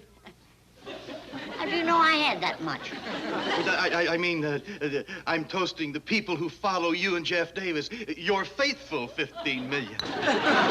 Well, up the creek and down the river, goodbye gullet and hello liver. Oh, I'm sorry, Granny. I didn't know you had company. Ellie Mae, you're showing your bare leaves. I'm sorry. I was just going swimming. There, don't scold the child. Why, she's just a baby. Healthy little thing, isn't she? I'm very fond of children. Well, your beard tickles, General Grant. Would you like to run through it barefooted, child? No, she wouldn't. Go along, Ellie. Why don't y'all come out by the cement pond? It's a real pretty day. Wonderful idea. I love to watch children at play. Take Uncle Yuli's hand, child. Hold it, Yulie. Ellie, run along. You know, sometimes you don't act 147. Oh, it's just when I see a beautiful girl in a bathing suit, it makes me feel young again. Well, why didn't you say so? I still have the bathing suit that I wore in the beauty contest at Expo 97 in Bug Tussle. You do? I didn't win, but I was voted Miss Good Sport. You wait here. I'll be right back, and I'll run through your beard barefooted.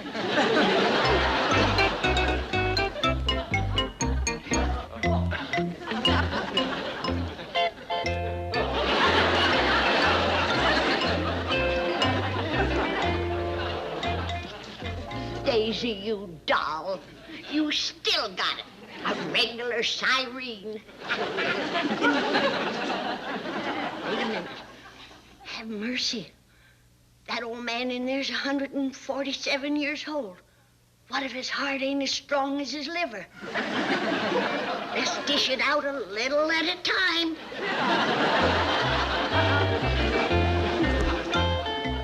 Julie, honey.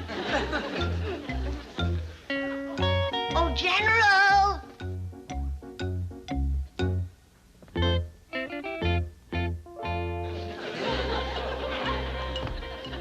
Why, that old duffer. He is fond of children. Does your daddy ever bounce you on his knee? Well, no, sir, General. Call me Uncle Yulie.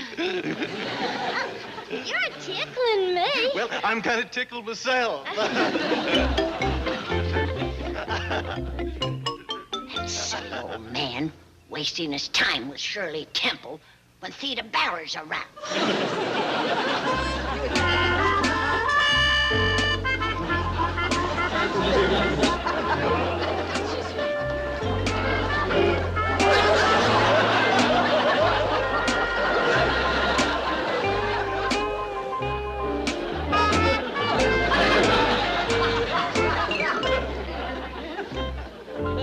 Well, don't just sit there, soldier. Say something.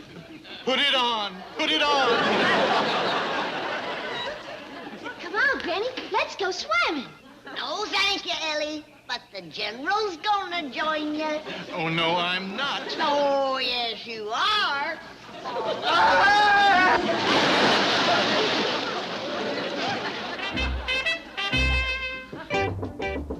Come in. Excuse me, Colonel Blake. But have you finished grading my test papers yet? Yes, Hey, was I the highest in the class? by a good half foot. Dog. Then I can join up, huh? Jethro, fortunately, we take into consideration the amount of formal education a boy has had, and we grade on the curve, so you are eligible to join. Hey, that's swell. However, before I administer the oath, there are a couple of things I'd like to discuss with you. Yes, sir? Now, let's take your application. You're going to be filling out a lot of other forms, and I want to give you a tip. Well, thank you. Name, address, date of birth, that's okay. But, Jethro, where it says sex, write male, not oh boy. I'm sorry. Now then, on your mathematics test, you at least tried to answer every question except one. I'll read it. If A leaves Chicago for Kansas City at 10:30. Oh, you mean that trick question? Trick question? Sure.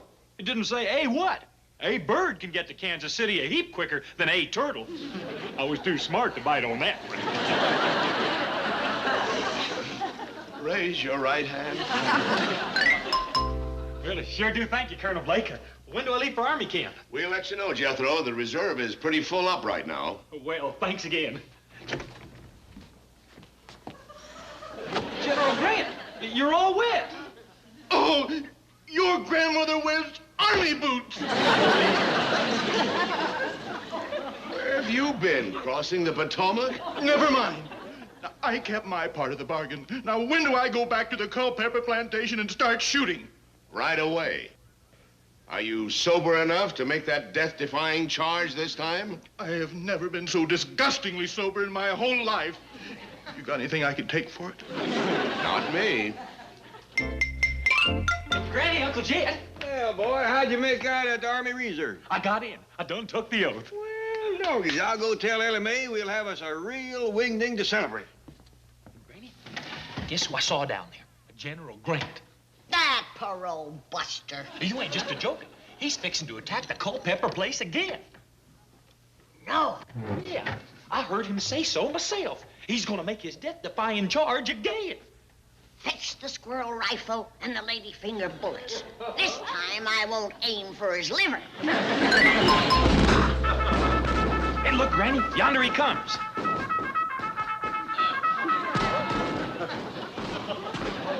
Okay, General, I give you your chance.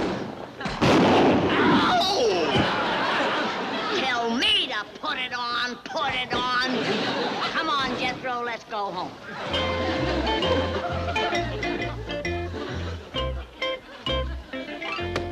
And he promised me he'd be sober. Ellie Mae, I think Dash Riprock is here to go swimming.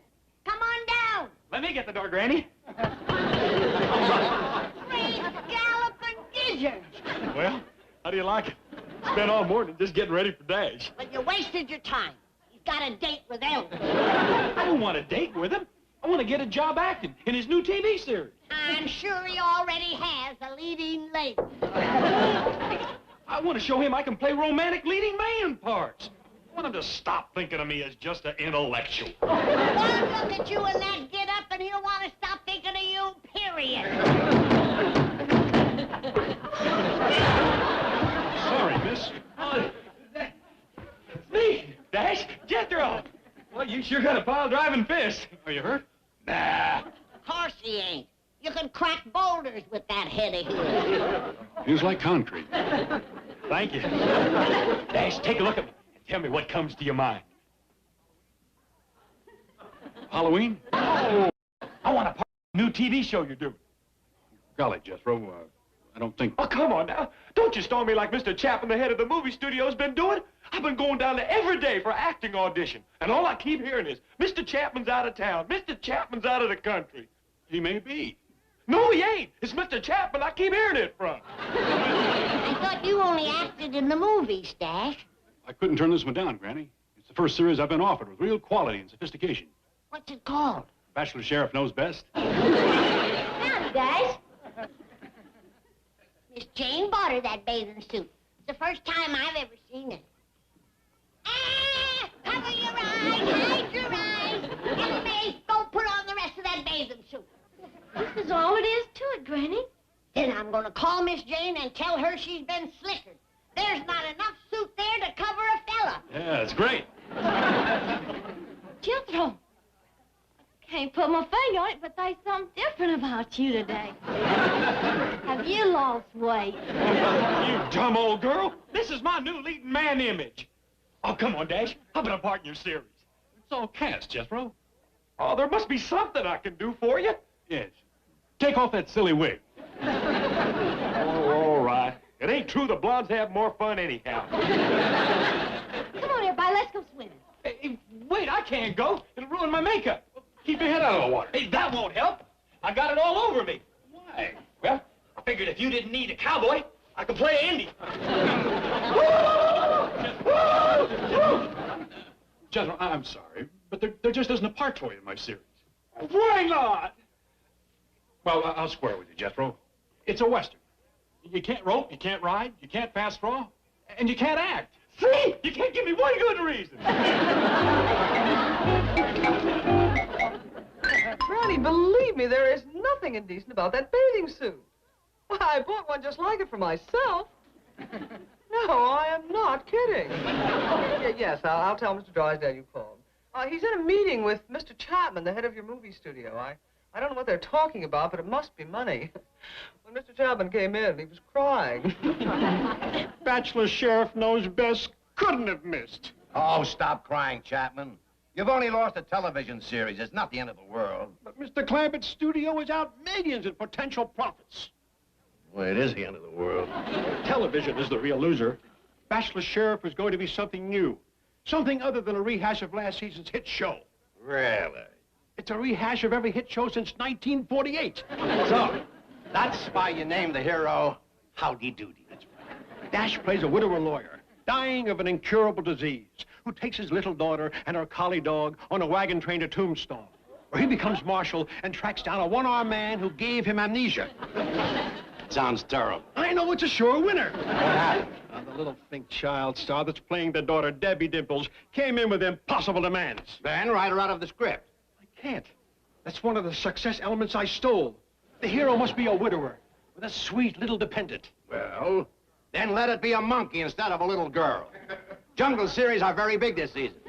Yes, a monkey. You know, I was so busy stealing from the old shows, I forgot to steal from the new ones. Hold it.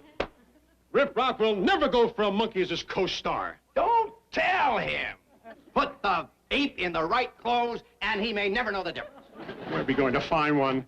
All the big-name monkeys already have their own series. I know one we can get right up at Jed Clampett's house. Not Jethro. No. I'm talking about talent. Ellie Mae's chimpanzee, cousin, what's her name? Milburn, this is the co-starring role. We can't use an unknown. He won't be once the series is on the air. Well, I guess Otto von Schlepper, the director, could give her an audition. Just wait till you see her. She's Judy, Tita, King Kong, all rolled into one. And can she act? Well, I hope so. I can't risk this series on just another pretty face.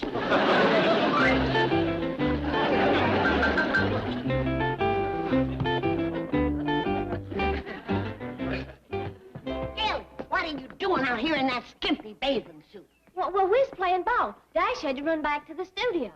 Car coming, we got company. Get inside before they see your nakedness.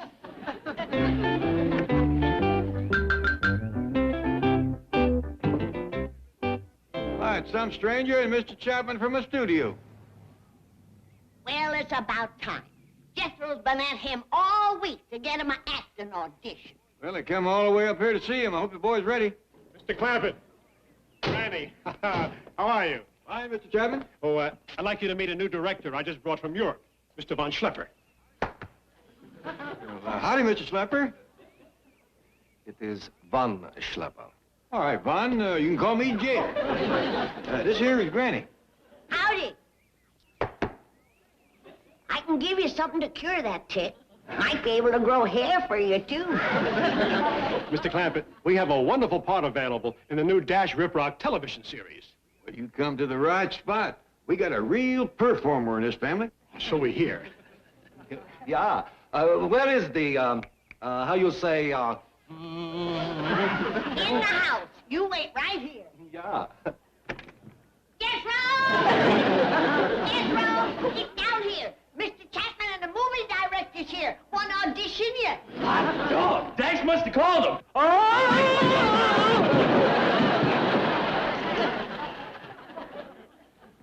Jethro was telling me about Dash's new TV series. Your coming by is going to make the boy powerful happy. Well, if this audition works out, we're all going to be powerful happy. Here, Jethro. Jethro, this is Mr. Schlepper. I mean, Von. And you know Mr. Chapman. Howdy. I'd like Ellie Mae to meet you. I'll go see can I find her. It's your big chance, boy. Do your stuff. Don't worry, Uncle Jed. Get a look at this Valentino stayer. Well, good luck, boy.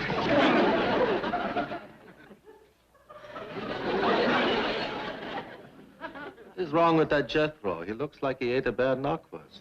Never mind. Here comes the real monkey. Oh, she's a knockout. Oh, sure. She's got a good figure, but can she act? I will pull it. Good. She cannot be any worse than Dash Rip Rock.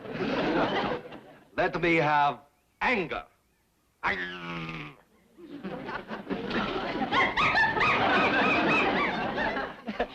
Now, show me sorrow.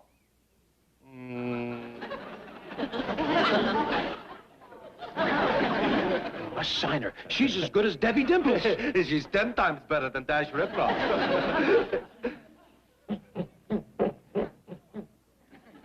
Oh, God, who'd they come up here to audition? That blame monkey or me?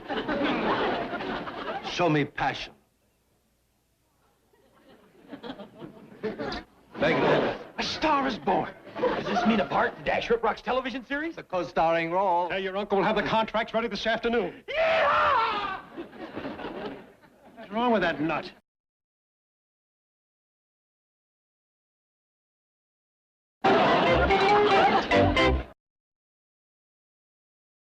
Jed! Ellie! Uncle Jed! Ellie! You hadn't ought to left Mr. Chapman and Mr. Schlepper out there alone. I didn't. They left. Doggone, I wanted Ellie to meet Mr. Schlepper. Granny just had to find something for her to wear over her new bathing suit. Yeah, and then she wanted it looking stylish, so she had to shorten. You two don't sound like a couple of hillbilly weed benders. Standing there talking about ladies' fashions when you could swing a tater fork and hit a real live TV star. Is Dash back? I'm talking about me. You? You mean you got an acting part in his television series? Not a acting part. I am the co-star. I don't believe it. What part are you playing on Bachelor Sheriff Knows Biz? They ain't told me yet. But even a blubberhead like you can figure out it's either got to be the bachelor or the sheriff. Oh, Don't let her hit me, Uncle Jed. My face is my fortune. Yeah, stop it, Ellie. He's got an uphill climb in loose rock as it is. What do you mean? Appearing with Dash Rip Rock is going to make me famous overnight. I'd better call William S. Hart and warn him. I don't believe even he was an overnight star. This here ain't the movies. We's talking about national television. For 3, maybe 400 people watching. I got to go pick me out a cow pony. You better let me pick it out. The only thing you know about a horse is how to sound like one when you lie. Ellie Mae, if I wasn't afraid of hurting my trigger finger, I'd... Boy, why don't you let Ellie pick you out a pony? She knows more about horses than you do. Well, all right, but it's got to be a white bronc. One that's just as smart as me. Well, that's going to be mighty hard to find. About the only horses that dumb is on a merry-go-round. Hello, Miss Hathaway. Oh, my gosh.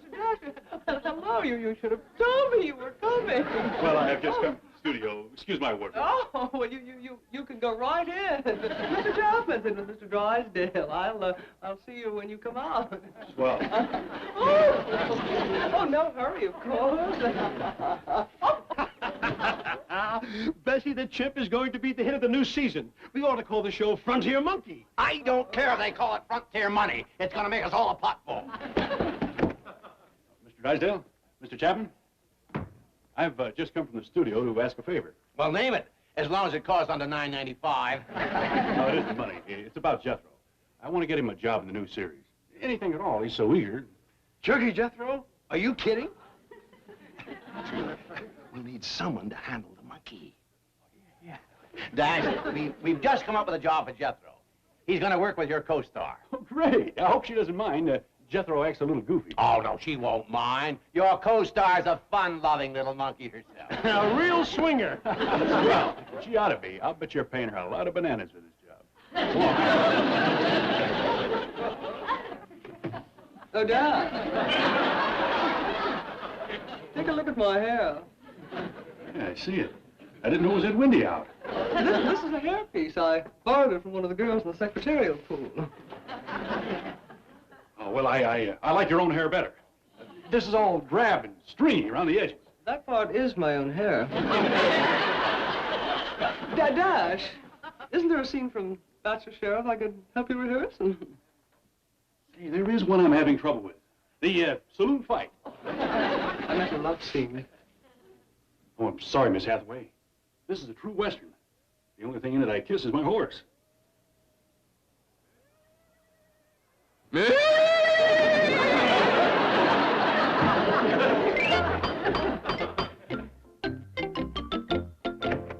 Hello, Mr. Clampett. Another cowboy. Dog, this place ain't starting to look like home on the range. What are the cowboys here? Me, Dash. Well, I don't know. He may have gone a little overboard. I'll be right down. Yippee!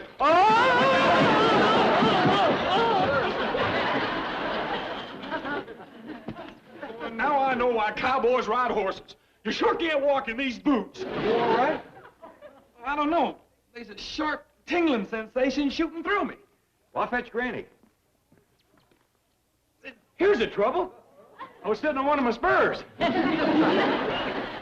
you are. Well, all set to go to work on Bachelor Sheriff. You already know about the job? Well, yeah. I'm the co-star. No, Jethro. Mr. Chapman meant you're going to be working with the co-star. Well, yeah, you. I'm your co-star. You're my co-star. Jethro, there's something I got to do. Hey, can't it wait, Dash? I got to practice my roping. Only learned how 20 minutes ago. You're wasting your time. No, I ain't.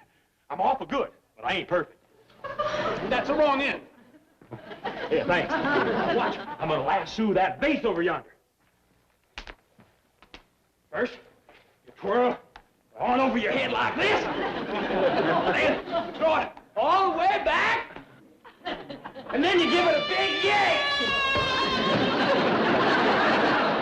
Doggone it, Granny, come back here. Uncle Jed, Granny run off with my lasso. Hey, Jethro, I found you the perfect horse. Great, I got my saddle out back. Is Is it a stallion? Is it white? Is it fast? If it can move at all, you better get on it and ride for your life. How come? Otherwise, when Granny climbs out of that rose garden across the street, you're going to get one humdinger of a saddle sore.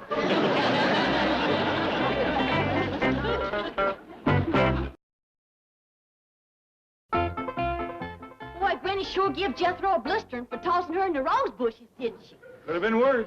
Yeah, I could have got a hold of him before she did and really beat him up. Ellie Mae, you can't blame Jethro for not liking the horse you brought home. You gotta admit it ain't exactly what Hoot Gibson would ride. But then Jethro ain't exactly Hoot Gibson either. Oh, you noticed that too, huh? Besides, I couldn't get old Boulder Belly a little white bronc. With him saddling on it, why, it'd be wore out in 10 minutes. Well, with this horse you got, what's on it ain't the worry. I'm just hoping what's under it holds up. Hey,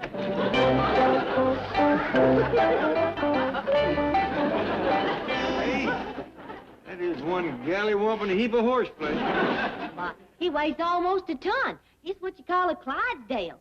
I named him Clyde. You should have named him Oversized. That horse must stand 18 hands high. Jethro's gonna sure sit tall in the saddle. I don't know. After the high tanning he just got, it'd be a spell before he does any saddle sitting at all. Gone. I bet if old Wild Bill Hickok towed his granny into the rose bushes, he wouldn't have got hickory switched. If you'd have had your granny, it would have. Well, enough of this cooling off. I gotta get going. You've been sitting in water, Jethro. The seat of your pants is all wet. Oh, they'll dry out in no time. I'm still throwing out a lot of heat. Well, come on, Dash. You gonna wear that cowboy outfit to the studio? Well, yeah. I'm gonna ride down there and sign my contract. You're gonna ride down? On that hairy elephant Ellie got for you? You mean Clyde? Why, sure. Ain't nobody gonna be looking at that freak when they got something like me to stare at. I see what you mean. I haven't showed you my fast draw yet. Well, go ahead, show me. You show me yours first. All right, count three. Three what? You know, 1, 2, 3. Oh, yeah. 1, 2, 3. Dash, you better play the part of the bachelor. If we'd been having a shootout just then, you'd have more holes in you than the back road to Bug Tussle. Watch this. Both guns. 1, 2, 3.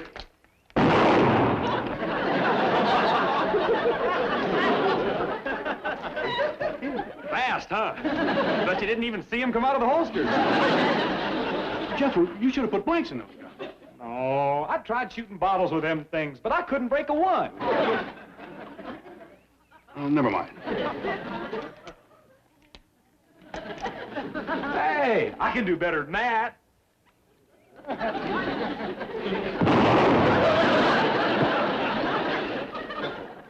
I think you better get up on your horse. We'll forget about the fancy gunplay. Why, Dash? That was just an accident. I know, but another one like that and you'll be the first cowboy in history wearing open-toed boots. Whoa there. Whoa. Easy there, fella. Easy. Take it easy. Steady, big fella, steady. If that horse was any steadier, he'd be dead. Hey, stand back there. I gotta get down to the movie studio and have some publicity pictures took. Hey, how's my saddle look? Beautiful. Adios, amigo. Silicon Cardi. All right, big fella. Up, boy. Hi-ho, Clyde! I gotta change that name. Hi-ho, Clyde! Away! Pound them hoofs! Faster, boy! Faster! Fly like the wind! Could I talk you into a slow walk? No, you're just wasting your time. That horse ain't going nowhere. I know that.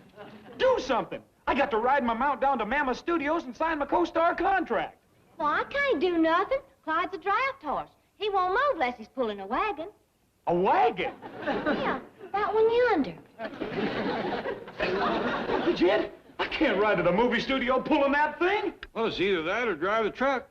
There's a choice for you. I'm a cowboy. I can't drive a truck down to the movie studio, and I sure can't ride a horse pulling that wagon. Well, there's a third way. You can have the horse pull the truck. I know a fourth way. You could stay at home. Doggone! It's the blasted old wagon up. I just hope Hopalong Cassidy don't see me. Well, I'll hook it up, but you'll have to ask Cousin Bessie before you go anywhere. What do you mean? Well, Clyde won't pull his wagon unless Cousin Bessie's riding in it. They've got to be hair-turned fond of each other. There's one courtship I don't hold much hope for. Who knows? Around this place, anything can happen. Now, hold on. Do you think that I'm going to ride down to the movie studio through the middle of Beverly Hills, riding this plow horse, pulling that wagon with that monkey in it? What kind of a jerk do you think I am?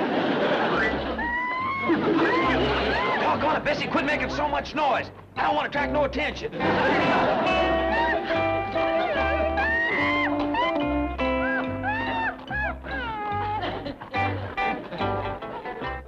Where's that monkey, Larry? How should I know? She's supposed to be here.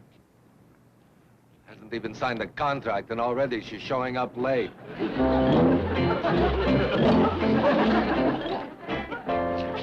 Larry, did you ever use a circus in a picture on this lot? Yeah, a few months ago.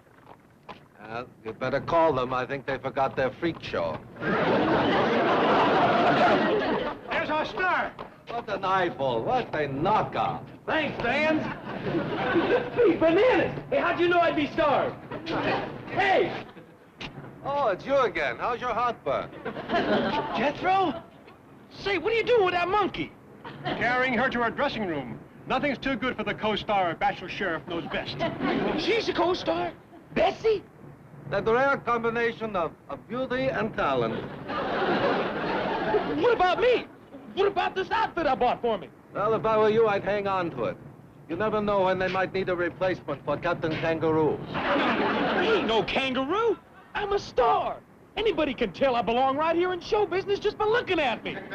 Hey, say, mister, I bet you know why I'm here. Yeah, and you're late. God! Well, Mr. Chapman, Mr. Slipper, come in. Jethro's been expecting you. Now, I hope he wasn't too upset about the misunderstanding over Cousin Bessie. He drove his wagon out of the studio at full gallop. The trash man didn't even have time to empty his second barrel. Jethro's all through wanting to be a co-star and dash a series. All he cares about now is Bessie making good. Oh, what a sweet boy he is. Hey, sure. Well, where is Bessie? We have the contracts right here. Well, just a minute. I'll fetch your agent. Her agent? That's right, sweetie. I'm Bessie's 10%er. So whifty bo deep.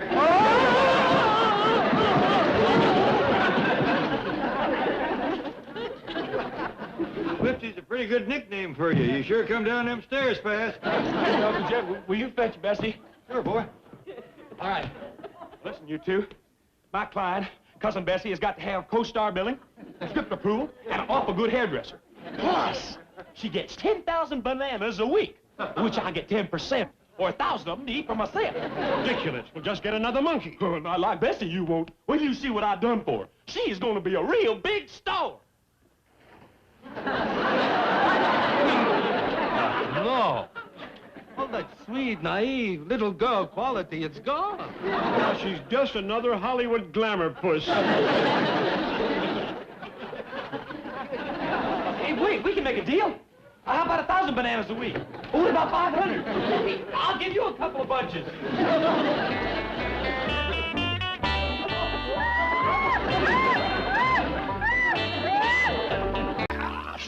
That goofy wife of mine. That's what I get marrying for love. Oh, well, I see it isn't heartburn. How much did she spend? $2,500 for a statue. Really? Yeah, something called Ecstasy by Carl Botch. Oh, one of his original metal sculptures. How exciting. Well, you might even win the Beverly Hills Culture Committee Award. That is the only reason Margaret bought it. $2,500. Oh, Chief, it's a great work of art. You'll enjoy it. Why, is it deductible? No, of course not. What does it look like? I haven't seen it. I only hope with a name like Ecstasy, it has something to do with money.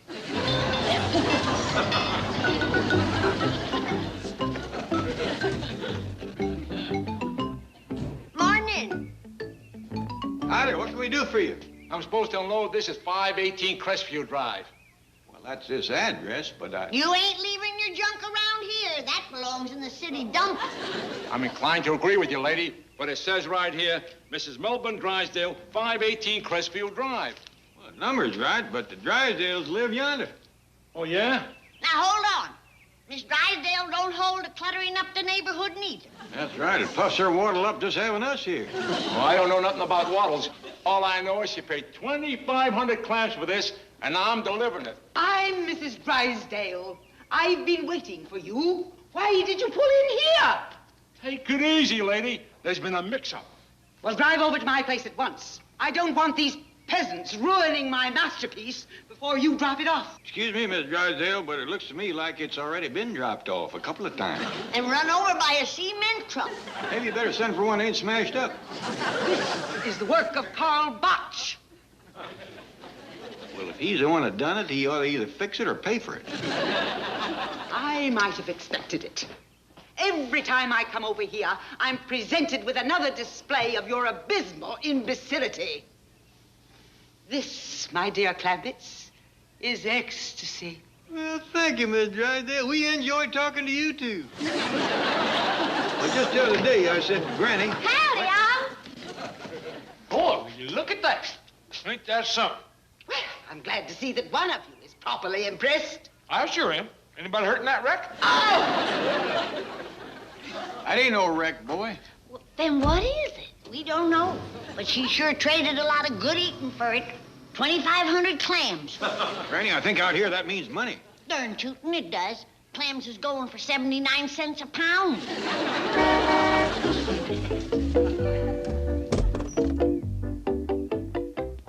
I hope the weird-looking thing on that truck isn't what I think it is. Afraid so. It's your wife. What'd I say?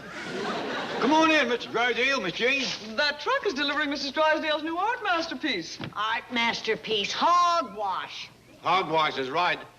I just paid a fortune for a statue that's nothing but a pile of scrap metal. Now, you might find you like it after they get it all put together. It's already together.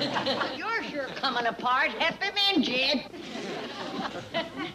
Ellie, run fetch my jug. He's shaking like a 50-cent ladder. Well, I don't see why. I was just saying Mrs. Drysdale might win an award with her new sculpture. Yes, from the Junk Mint of America, prize chump. Really? Congratulations. Jethro, I was referring to the Beverly Hills Culture Committee competition to find the finest example of privately owned art. You mean she's going to try to win with that pile of... that thing on the truck? Maybe they'll give her something for keeping it out of sight. Granny, you must observe the sculpture in its symbolic terms. It portrays man in a moment of rapture and exhilaration, uplifted with joy, transformed by his love of life. You must see it as the artist sees it. Miss Jane, there ain't enough in this jug to get me that pickled. Come on. I want to be there when they unload ecstasy. They might drop it. Small chance of that. I know, but we can hope. Annie, I ain't seen a bigger slickerin' since Uncle Ezra got sold a pair of breeding mules. Only thing Miss Drysdale's gonna win in that contest is prize for ugliest. No, Ellie. Even she will finish a poor second to that statue. Maybe you gotta be some kind of a genius to appreciate art like that. Nah, Uncle Jed, I can't see nothing in it either. Well, I don't see no way to help him, so let's go on out back and get that kindling split. I have half a mind to paint a picture that'll knock that cultural committee right on its pillow pushers. Well, Granny, all you ever done is decorate churns and whitewash fences. It's only a step from there to the big time. What you gonna paint? Everything. Animals, people, Jethro. You reckon you'd get to be world famous? I wouldn't be a bit surprised. Art talent runs in my family. My late third cousin was a famous painter and poet. Who? Who? Great golly whoppers. I thought the whole world heard of Homer Gribble. Hey, he was an artist, huh? And poet. That man thought up and painted every Burma shave sign in Pike County. Why? Here's one of his works. When your beard is stiff and bristly, shave every morning and every night. Granny, that don't even rhyme. Homer always was ahead of the times. Run and get some brushes. I'm picking up where he left off. I only wish you was here for inspiration, Cousin Homer. But as long as you ain't...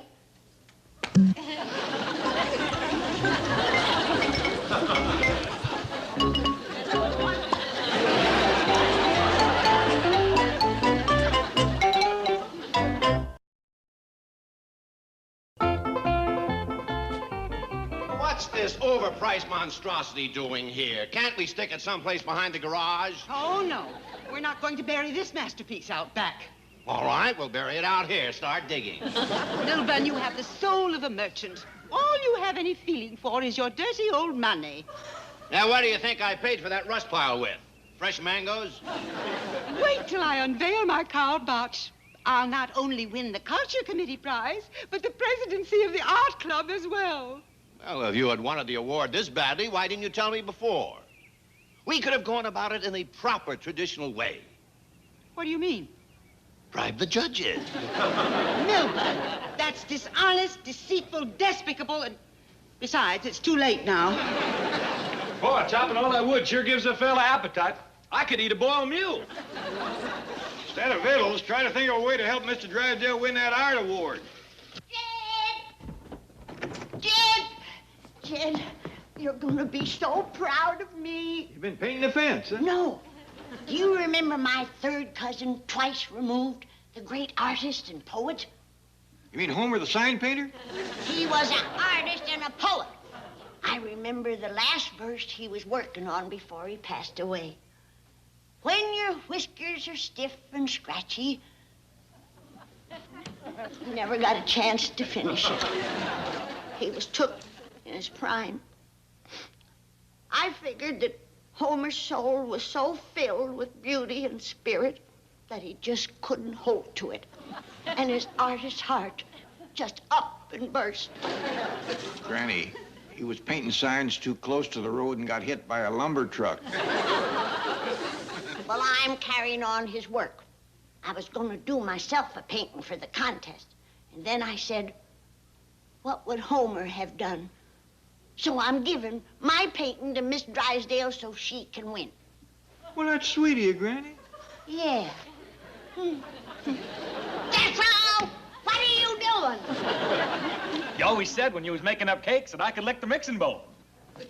There was enough batter for 2 cakes in that bowl. It was awful good, too. Just a waste of time to bake it. I want to see your picture. What's it up? Jethro! I've done them from memory. Well, ain't that something? From memory, huh? It weren't hard. I just closed my eyes and painted the big food chute like I remembered him. That means Jethro to me. That's the one you want to give the Drysdales, huh? Should be a shoe-in winner for them.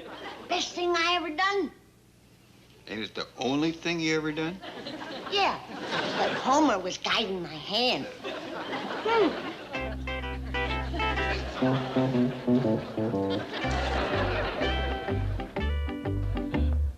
Jethro, Granny's come up with a way to make Miss Drysdale happy. You mean we's moving? We's gonna give the Drysdales something to win that award with. A real art masterpiece. Forget it, Uncle Jed. I seen Granny's painting. Who ever heard of a railroad tunnel with teeth in it? I'm not talking about that. Come on. I got to finish this first. Why? Goes with the cakes I ate. It's the icing.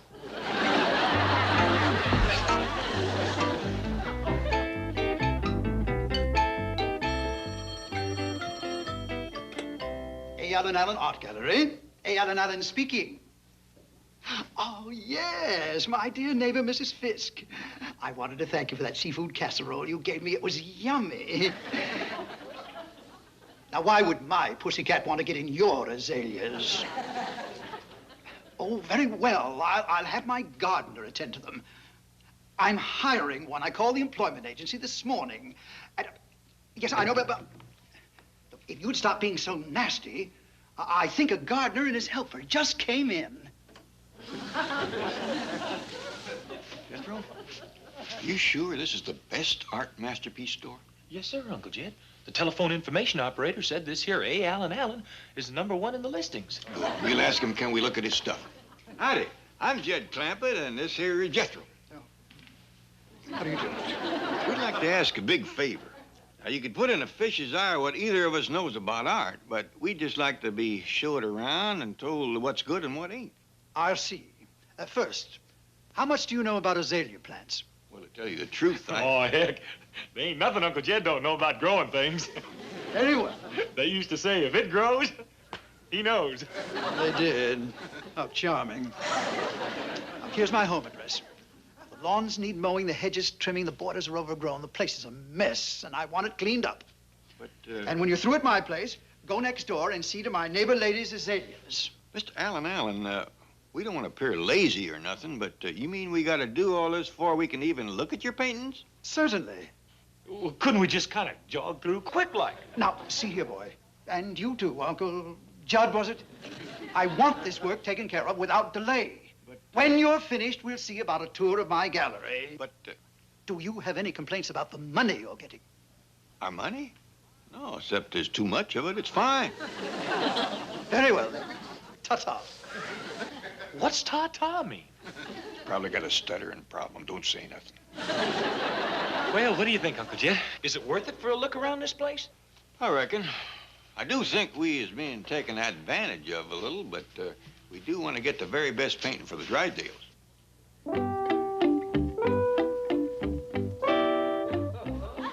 He must keep his masterpieces someplace else. Oh, sure. Well, none of these paintings is even finished yet.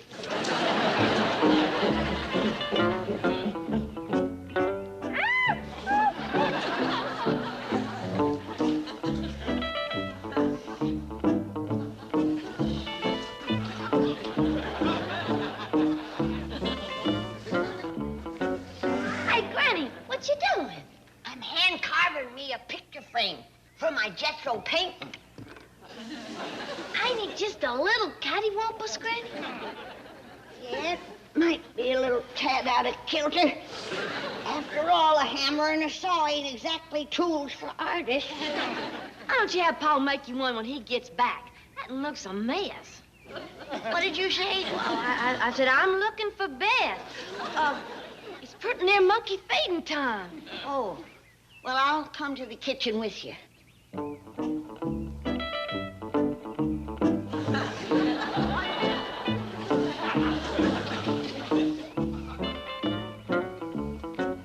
I've got to use something other than a butcher knife.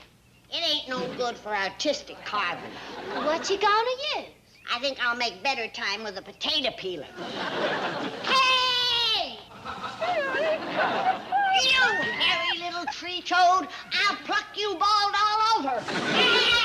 Look, she ruined it. She spoiled my masterpiece. Why did she do it? Why?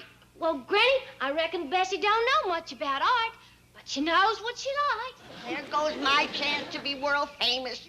There's only one of those in any artist. Sorry, Homer. At least Miss Drysdale still got a chance of winning. It's a pretty fair likeness of some blue bananas. Bananas? That don't look no more like bananas than that statue of hers does a man. Is that what that junk heap's supposed to be? Well, she just might as well cover it up and forget it. Ellie, you said cover it up. Ellie, you and me is gonna fix Miss Drysdale's statue. Fix it? Well, I bet you Miss Drysdale won't even let us near it. I bet you Pa won't like the idea neither. I bet you you're wrong, 'cause nobody's gonna know that we is doing it. Come on.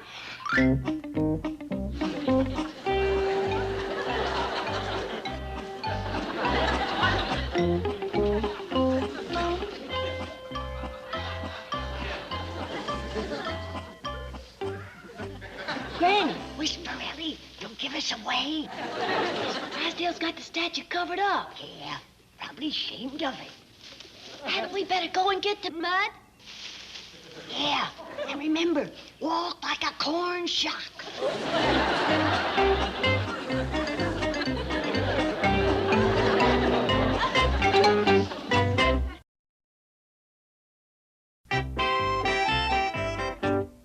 I'm so sick of mowing grass.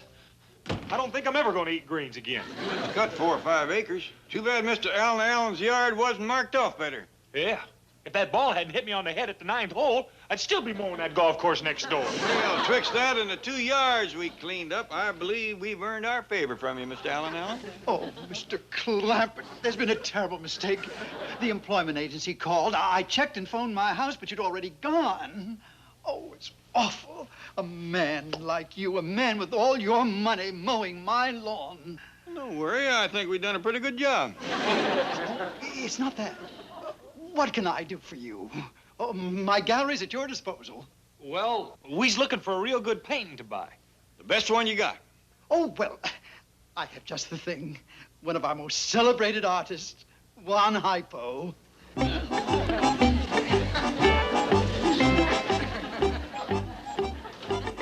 It's called Blue Bananas. Bananas ain't blue. Pitiful. Looks like something a monkey would paint. It's priced at only $1,500. Well, we were looking more for painting of something real. You know, people. Maybe a horse. Ah, you mean a painting of Van Gogh, Toulouse-Lautrec, Cezanne, Modigliani. That's an awful long name for a horse. You know, I think I have just the thing for two gentlemen. High sophistication, obvious refinement, and artistic savoir-faire. Yeah, but what about us? Oh, I meant you. I have something in the back room I've been saving for a special customer. It's a genuine Rembrandt. Hey, Uncle Jed, I heard of Rembrandt. He's that guy that made the movie about. The little bitty French fella. Any painter that's good enough to get a movie made about him ought to be good enough for us. Go tell him we'll take it. Well, I want to thank you again, Mr. Allen Allen. Oh, it's one Allen. Oh, excuse me, Mr. One Allen. Well, bye. It's been a pleasure doing business with you. Oh, the pleasure's been all mine, believe me. Ta-ta. Too bad. It's just that one word gives him stuttering trouble. Ha, something. Well, let's go. That is, as long as you're sure we got us a genuine Rembrandt. Don't worry, Uncle Jed. As you get better educated, you just know these things. Besides, it's signed right down at the bottom, big as life, Sam Rembrandt. Yes, Mrs. Drysdale, as chief judge, I can say your Karl Botch sculpture will probably win the award. It's not often you see a botch like mine. Yes, all right. I'm a great admirer of Karl's. He's so modest about his work. Says he owes everything to a painter he knew as a boy. A chap named Homer Gribble. Well, I'm quite busy, and I know you want to get started with your judging. Yes, and we're so fortunate to have Mr. Curtis for the contest. He's so astute and discerning, so clear-sighted.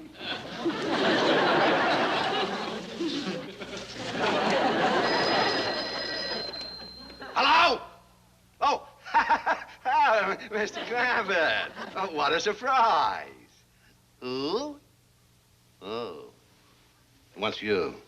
What is it? Howdy, Miss Drysdale. We know how strong you feel about that contest, so we went to the best art store in Beverly Hills and got you a genuine Rembrandt. Really? Oh, how wonderful. I'm so thrilled I don't know what to do. Oh, thank you, thank you, thank you. Why are you so happy? Are they moving? They're giving me a Rembrandt. A Rembrandt? His paintings cost a fortune. He's the Dutchman that cut his ear off. You oafish moneylender. That was Toulouse-Lautrec. Mr. Clampett, could you bring the painting over to the house and place it near my sculpture? Good. I'm going to unveil them in about an hour, and I want you as my guests. Oh, no, not at my place. Can't you just look over the hedge?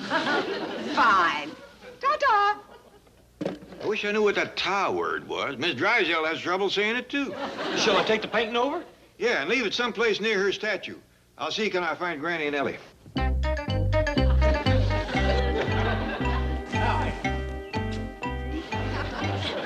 I swear them corn shocks was moving. Heck, everybody knows ain't got no corn shocks in Beverly Hills, especially moving ones. I must be seeing things. Excuse me, mister. For a minute there, I thought you was a corn shock. Uncle Jed? Hey, Uncle Jed! Looky there. There's little cupids with wings on. And that's all they got on. I bet they found it in the attic to give to Miss Drysdale. We ain't giving nobody nothing that looks like that. I gotta get to my paint. Homer, I'm sorry to bother you, but I need your help again. Before we unveil my Karl Botch and my Rembrandt, which I haven't even seen myself yet.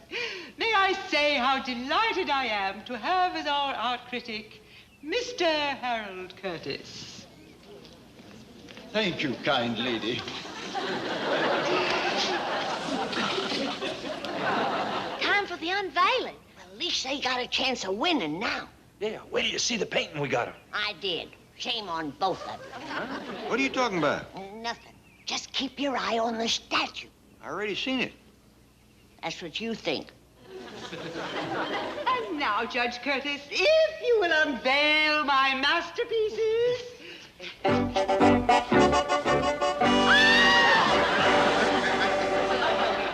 My original botch and my Rembrandt. My Rembrandt, it's ruined. My Sam Rembrandt. Sam Rembrandt? Granny, what'd you do to that statue? Oh, it's just mud, Paul. It'll wash off after she wins. Gotta admit it's an improvement, but you should... Oh, look, Miss Drysdale won. He's giving her the prize. Mrs. Drysdale, you trailblazer of the arts, I hereby present you with the Culture Committee Award. You're not serious. For these? Oh, no, for that. The abstract. You mean what Bessie is holding? Ah, it's magnificent. And it's easy to see who Bessie belongs to. You have a very lovely daughter. How about that? Beat out by a monkey. Thanks for nothing, Homer. Now, coming into view on your left is the tennis court, which Mr. Clampett converted into a stock pen and filled with cows and goats and chickens. Yes, for 2 years, Mr. Clampett has been the center of controversy in Beverly Hills. Now it appears he has become a center of controversy in nearby Hollywood, where, through his banker, he has obtained control of Mammoth Pictures, one of the pioneer movie studios. Now, Mr. Clampett finds himself torn between those who wish to preserve this historic motion picture landmark and those who wish to tear it down, namely his banker, Mr. Milburn Drysdale. Mammoth Pictures is losing money, and it's tying up a valuable parcel of real estate. I say let's bulldoze it and build Clampett City. And now, speaking from her office in Hollywood is someone who opposes Mr. Drysdale's views, the famous columnist, Miss Hedda Hopper. I have not met this Eastern financier, Mr. J.D. Clampett, but I would like to say to him that Mammoth Pictures is more than just a valuable piece of real estate. It's a priceless chapter of Hollywood history, written by stars whom the world will never, never forget. I intend to seek him out and do my best to convince him that a studio so rich in memories should and must be preserved. Thank you, Miss Hopper, and good luck. Now, I say good luck because our news staff has been unable to locate Mr. Clampett.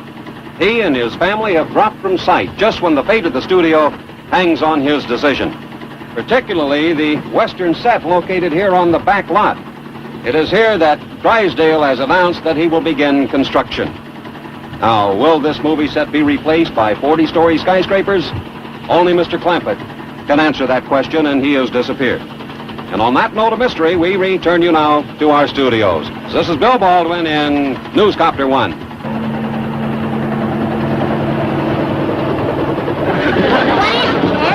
There, Whirlybird. Yonder he goes.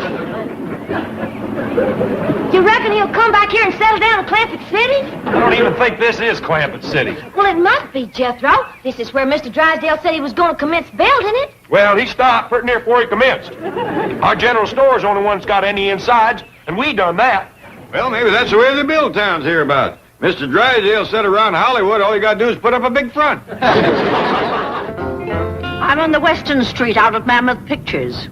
I got a tip I'd find J.D. Clampett here. But so far, the place looks deserted. I'll make another run and call you back. Goodbye.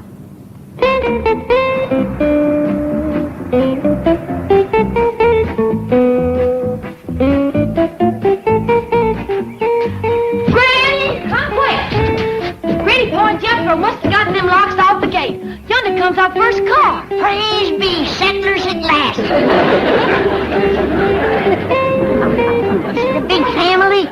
appears like just one woman. Yeah, but she's looking for a man. Well, how'd you know? That's a courting hat if I ever seen one. Yeah, just like Aunt Pearl used to wear. Howdy! Welcome to town. Ellie, run draw off some cider. I'm Granny. I'm Hedda Hopper. I'm looking for a man, and I was told I'd find him here. And you will. We'll help you. Now, would you like a nice dirt farmer? A storekeeper, a butcher, or a baker? No, I happen to be looking for a millionaire. Millionaire? Well, honey, you better lower your sights a little. What? Well, at your age, if you can't get cream, don't turn down milk. I'm afraid I've come to the wrong place. Thank you. Oh, come on now. I'm sorry I ruffled your feathers. Come in and have a glass of cider. It'll help you find a man. The only man I'm interested in finding is Mr. J.D. Clampett. Oh, so he's the millionaire you got your courting hat set for. My what? Your courting hat. Don't tell me you wear a window box like that every day. I do, and I have for 30 years. Mr. Clampett? Mr. Clampett? 30 years she's been trying. Lord love her.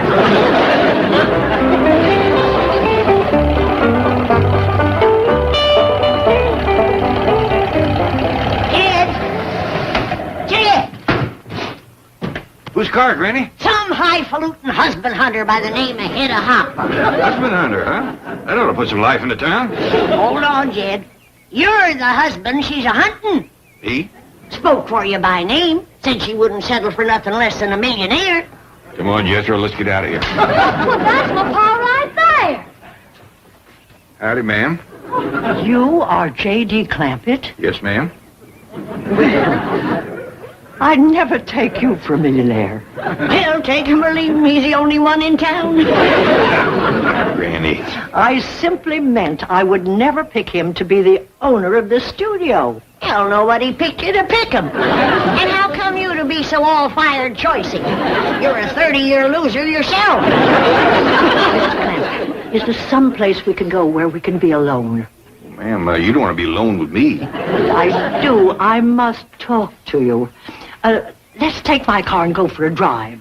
I'll show you Hollywood. We'll share its history and romance. Ma'am, if it's a drive you want, let's go in my car. Jethro will be alone. To do the driving, I mean. To leave us free for talking and sightseeing. Here, Jethro, help Miss Hopper to hop on. Come on, Miss Hopper. Here we go. There. You can see Danny from up there. Oh, can we get to Hollywood in this? You betcha we can. Jethro knows a shortcut. Let her rip, boy.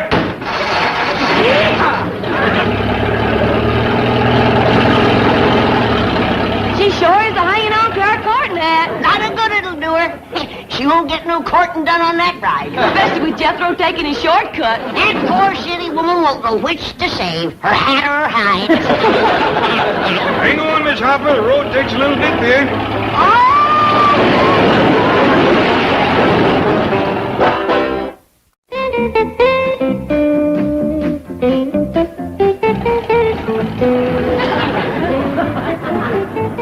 Well, here we are, Miss Hopper, safe and sound. Yes.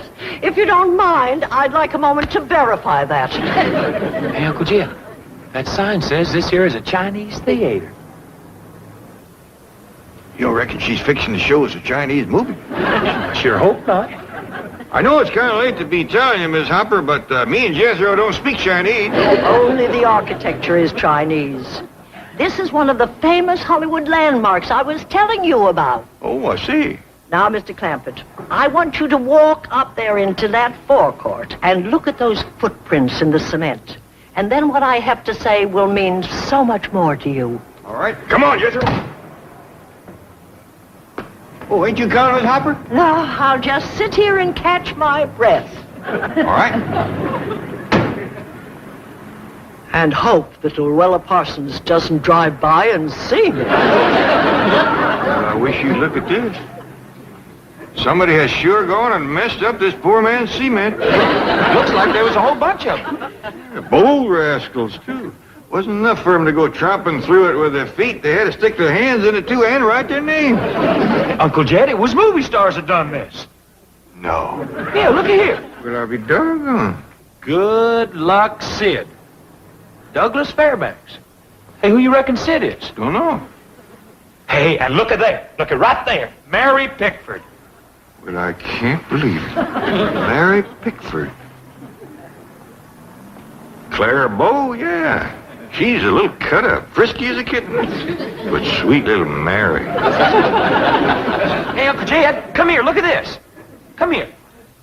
Right there. Tom Mix. Why, even his horse stuck his foot in the cement. Old Tom must have dropped his gun in it, too. There's Norma Talmadge. Gloria Swanson. Bill Hart was in on it, too. Hey, and there's some woman by the name of Betty Grable. Stuck her whole leg in it.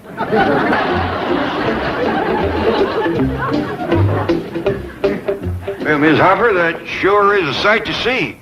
Oh, I'm glad it impressed you, Mr. Clampett, because many of those people were your stars. Mine? Do you want those famous stars to be remembered only by their footprints in that cement? Oh, no, ma'am, I don't. Then get busy, man. Get busy. It's your responsibility. Goodbye. Hey, wait a minute, Miss Hopper. I'll drive you back to your car. No, my office is just down there. I'll send for my car. Bye. Bye. Well, Jethro, you heard what you said. It was my stars done that. Yes, sir. And it's your responsibility. Well, I reckon there's only one thing for me to do. I gotta mix up a batch of cement and smooth out that mess. Come on. That's Hedda Hopper's car. She's in there right now trying to influence Jed Clampett. Well, by golly, I'm not going to tolerate her interference for 1 second longer. She's coming between my bank and millions, and she's going to get clobbered. Miss Hopper? Miss Hopper? Are you here? No, Miss Hopper ain't here. And a good thing for her, too. Say, just who is she anyway? She's a troublemaker. She's a very famous woman, Granny. She's in hundreds of newspapers. Land sakes, what did she do, rob a bank? Yes, mine. Miss Hopper writes for the newspapers, Granny. All about movie stars. Do tell.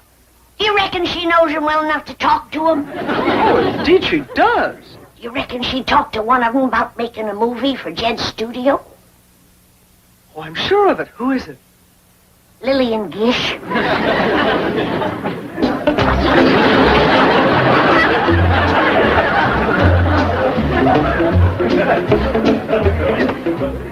Hey, Uncle Jed, this is all the cement we got left. That's just about enough to take care of Mary Pickford. You want me to run home and mix another tub? Better mix a couple of tubs, Jethro. I still got a whole slew of movie stars to fill in. Talmadge, Tom Mix, Gloria Swanson. Yes, sir. I'll fetch back plenty. Hey, you want me to make up a sign saying wet cement, keep off? Oh, don't do that. That's what got these Hollywood cut-ups to going in the first place.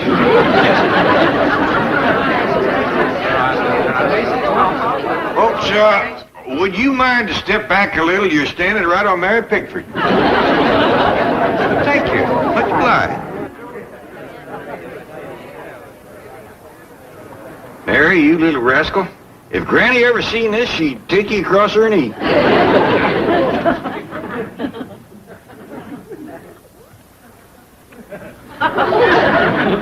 Be kind of careful, would you, Mr. Policeman? We've had a lot of trouble with folks tracking up wet cement around here. You know whose footprints you're covering up? Do you? It's Mary Pickford. Well, now, go kind of easy on her, won't you, Mr. Policeman? I think she just got caught up in a game of follow the leader. I'll have it right as rain in no time at all. You will? You give me another hour and there won't be a footprint in this whole place, and that's a promise. Excuse me. Don't go away. Who is it? Another one of those characters from the Hollywood Hills. All that bulldozing up there is really flushing them out. Think we should run them in? I'll do that. You get a hose and wash out these footprints before the cement starts to set up. Right. Well, that's all I can do till I get some more cement. Oh, well, in that case, why don't you come down to headquarters with me? What for? Oh, there's some people there who would like to talk to you and take your picture and your fingerprints. Well, thank you, but it ain't me that deserves the credit for this. It's Hedda Hopper. Hedda Hopper? Yeah, she brung me here and gave me the idea. Really? Well, in that case, we'll stop by and pick up Miss Hopper, too. Oh, good, because I want her to have the praise. Well, we'll see that she gets it. Careful of the wet cement, folks.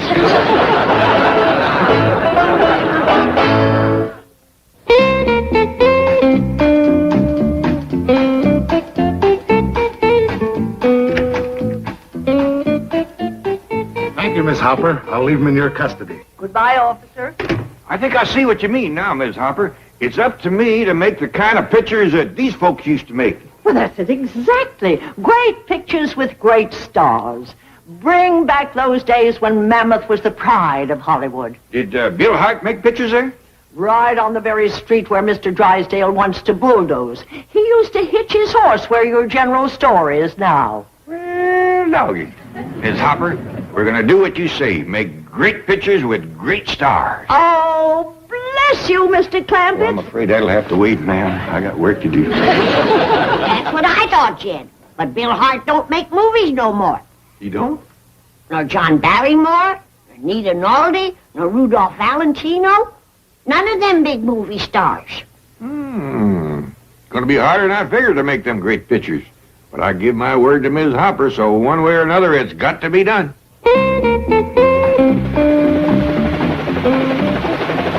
Bill Baldwin in our newscopter again, ladies and gentlemen. Well, it looks as though Mr. Drysdale has lost and Hedda Hopper has won.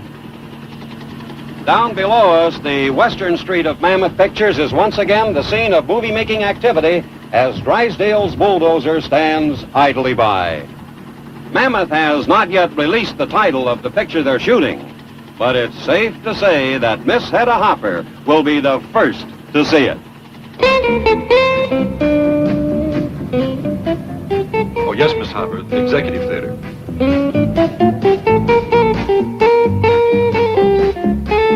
Sit down, Ms. Hopper. Hope you're going to like our picture. But this is incredible. Wasn't it yesterday morning that we first spoke of this? Yes, ma'am. But on account of this being our first movie, it took us the better part of a whole day to make it. Let it roll!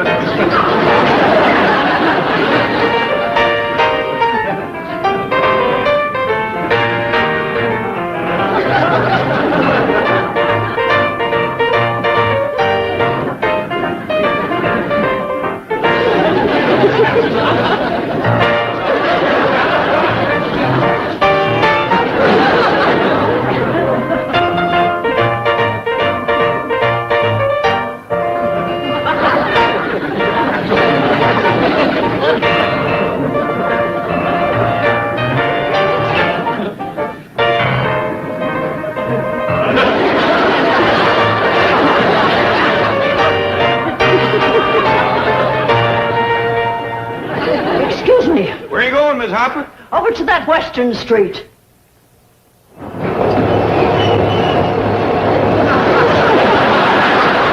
Someday Hollywood's going to thank me for this. Charge!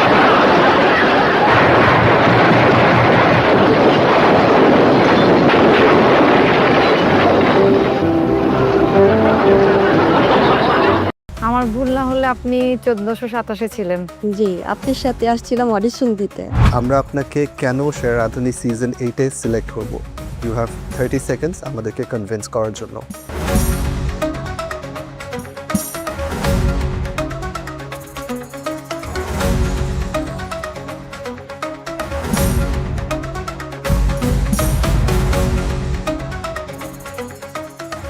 আমার নাম জুয়ারিয়া Kamal and আজকে আমি present করছি Turkish একটা dish নাম বেইটি কাবাব with এগপ্ল্যান্ট white sauce. আমার ভুল না হলে আপনি 1427 ছিলেন। জি, আপনার সাথে আসছিলাম অডিশন দিতে। খুব ভালো লাগছে দেখে আপনাকে আজকে। Very nice presentation. Thank you, sir. Tomato chili oil tub is this, right? The oil. এই পার্টটা কি? এটা হলো tomato and the chili oil. আমি অ্যাকচুয়ালি এটাকে ভিজিবল করার ট্রাই করেছি যে টমেটোটাও ভিজিবল হবে অ্যান্ড চিলি অয়েলটা স্প্রেড হয়ে থাকবে, টেস্টটা এনহ্যান্স করবে আর কি। এই প্ল্যান্টটা আপনি পুড়িয়ে নিয়েছিলেন? গ্রিল করে নিয়েছিলাম। Adds a lot of flavor. ভালো। আচ্ছা, ফুডের প্রতি ইন্টারেস্ট কোথা থেকে এলো? অ্যাকচুয়ালি এটা আমার একদম চাইল্ডহুড থেকে, জানি না বাই গড মেবি, আমি চাইল্ডহুড থেকে আমি চুরি করে হলেও ট্রাই করতাম এটা রান্না করার অ্যান্ড মা বাবার কাছে অনেক বকা খেয়েছি, মারও খেয়েছি পর্যন্ত। করতে করতে এই পর্যন্ত আসা। এখন মোটামুটি বাসায় কোনো গেস্ট আসলে, আমার শ্বশুর বাড়ি হোক মার বাসায় হোক, স্পেশাল কিছু রান্না হলে আমি আর কি ওখানে। আপনি এছাড়া আর কি বানাতে পারেন? বেঙ্গলি সব খাবার মোটামুটি পারি অ্যান্ড তার সাথেও আর কি ফিউশন কিছু ফুডও ট্রাই করেছি। ডিজার্টও পারি মোটামুটি। বেঙ্গলি যেমন পায়েস আমরা নর্মালি খাই, পায়েস, সুইটস যেগুলো হয়, রসমালাই, তারপরে জিলাপি, তারপরে হলো রসগোল্লা। ইন্টারন্যাশনালি আমাদের যেমন cakes, red velvet cake, vanilla cake, chocolate cake, তারপরে মোকা, তারপরে হলো তিরামিসু। এটা অ্যাকচুয়ালি আমি ট্রাই করিনি, বাট যতটুকু আমার আইডিয়া আছে আই ক্যান মেক ইট। যদি আপনাকে আমরা ওয়েটিং কার্ড দিই, রেজাল্ট তো পরের কথা। জি জি। মানে এবারও কি ওই ধরনের কোনো ইস্যুস হবে যে যেতে পারবো না বা ওটা আমি ইনশিওর করে এসেছি। আচ্ছা আচ্ছা। ফাইনাল কোয়েশ্চেন এটা, আমরা আপনাকে কেন শেয়ার রাধুনী সিজন 8-এ সিলেক্ট করব? ইউ হ্যাভ 30 সেকেন্ডস আমাদেরকে কনভিন্স করার জন্য। শেয়ার রাধুনী হওয়ার জন্য যে যোগ্যতাগুলো দরকার, লাইক প্রেজেন্টেশন, হাইজিন মেনটেন, রান্নার স্কিল, সো আই থিঙ্ক আমার মধ্যে এই স্কিলগুলো আছে। I think so, that's why আমি বলবো যে আমি আপনাদেরকে নিরাশ করব না। আমরা আপনাকে নিরাশ করব না, আমরা আপনাকে একটা ওয়েটিং কার্ড দিব।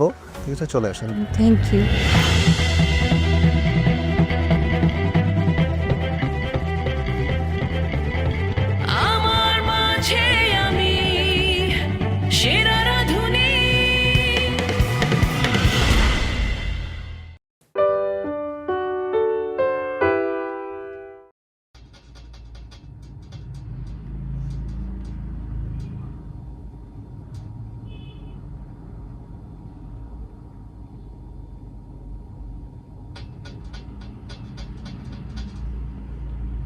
Những cái lọn tóc thì các bạn chú ý, bởi vì nó rất là nhọn nên là rất là dễ bị lem ra ngoài.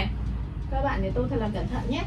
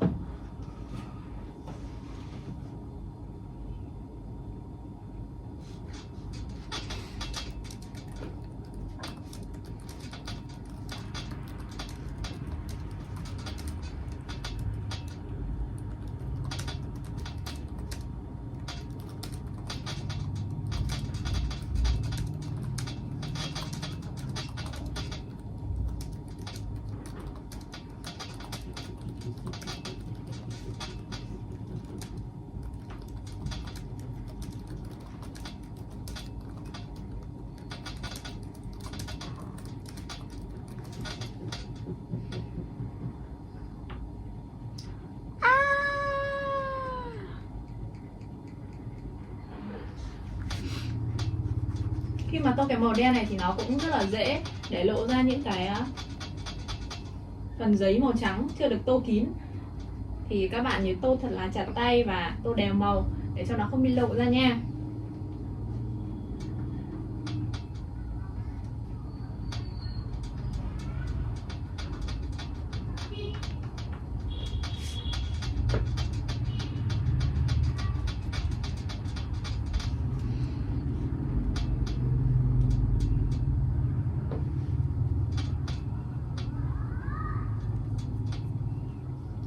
Như vậy là mình đã tô được nửa bông hoa rồi và mình sẽ tô nốt nửa bông hoa còn lại, nửa cánh hoa còn lại thật là đẹp nữa nha.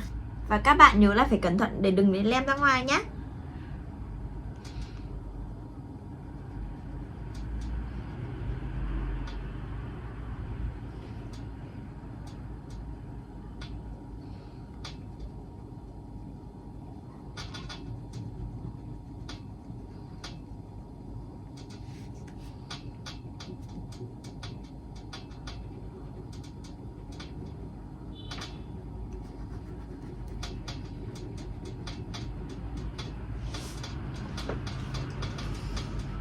Ở phần trên đỉnh đầu này có rất là nhiều các cái chỏm tóc và nó rất là bé luôn.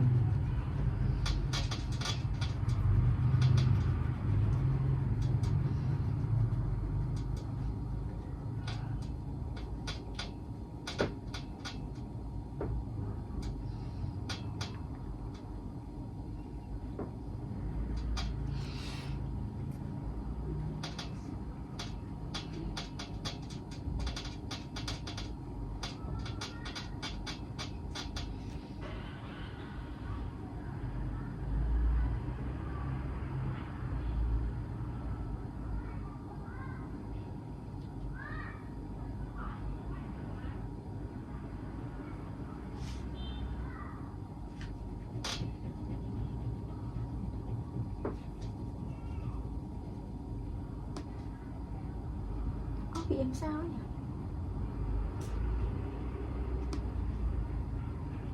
Ở phần giữa thì mình có thể tô nhanh được, nhưng mà ra đến bên rìa ngoài này thì mình sẽ tô cho nó chậm lại để không bị lem ra ngoài quá nhiều.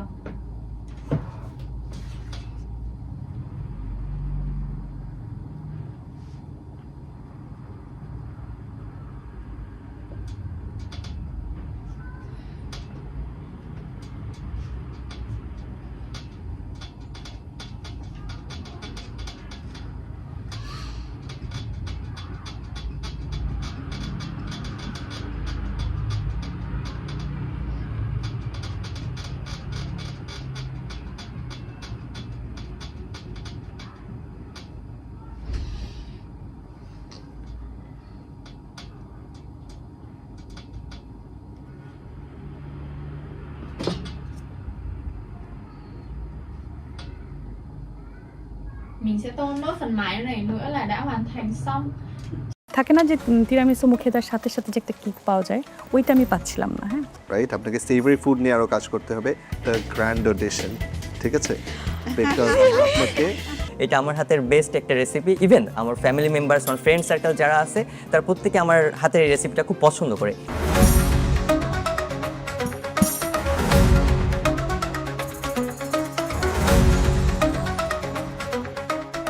কি নাম আর recipe কি কি আনা হয়েছে?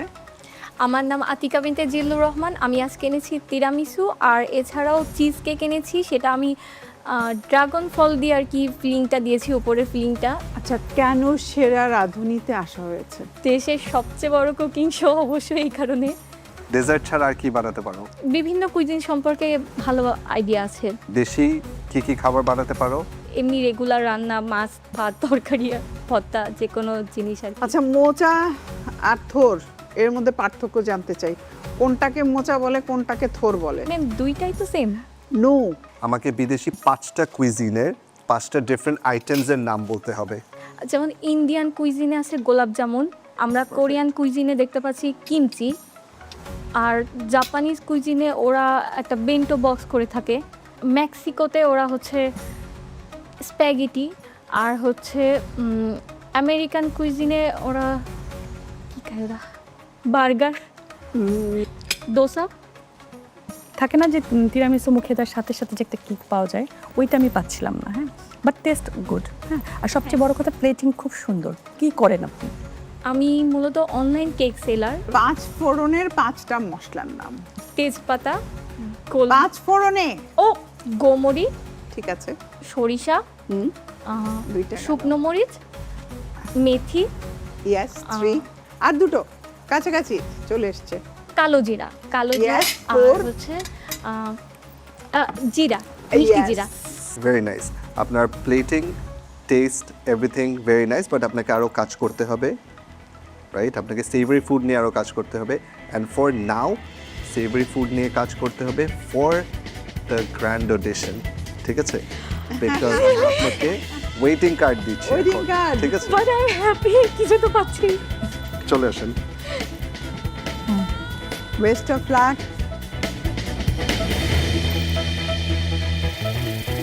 একটু ভয় লাগছে যেহেতু ওয়েটিং কার্ড, জানি না দিন শেষে টিকে থাকতে পারবো কিনা, তবে ভালো লাগছে আপাতত যেহেতু ওয়েটিং কার্ড পেয়েছি।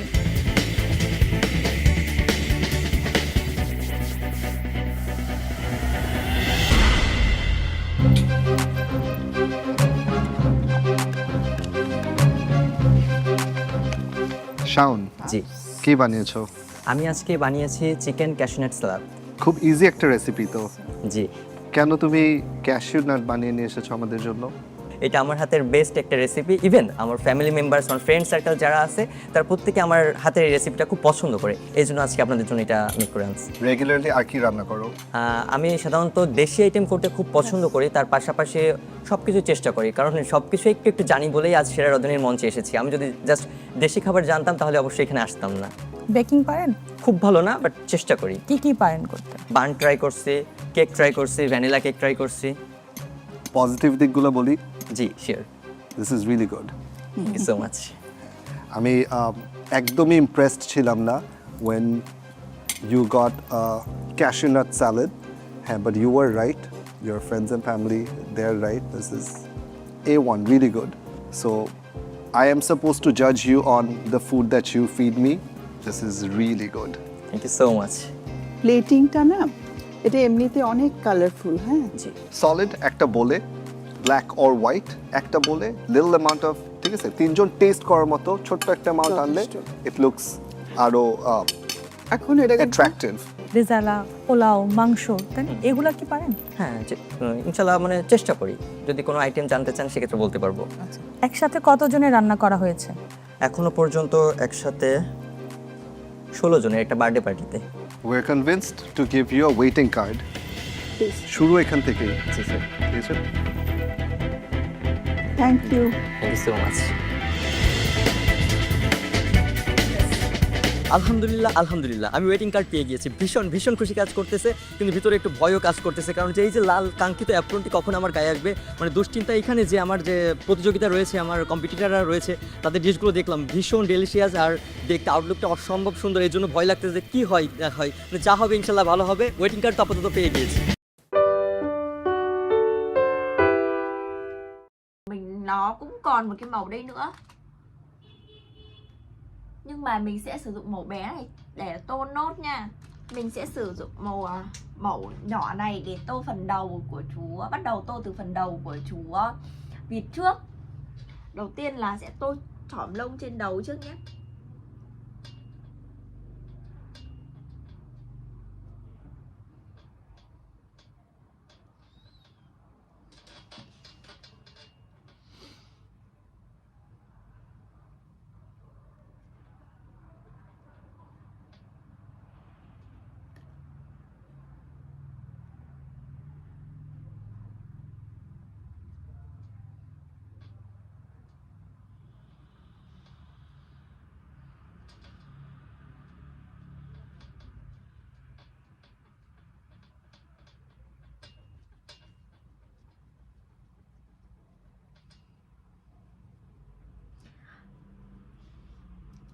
Các bạn nhớ là mình sẽ tô phần bên trong trước và tí nữa mình sẽ viền sau nhá.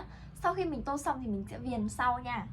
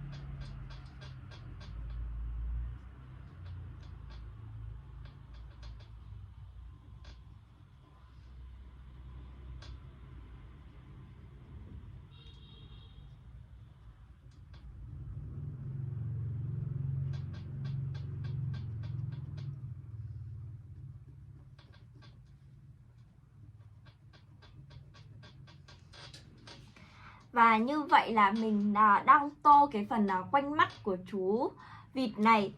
Nhưng các bạn nhớ là mình sẽ không tô vào phần mắt đâu nha. Mình sẽ để nguyên cái phần mắt này là màu trắng nhá.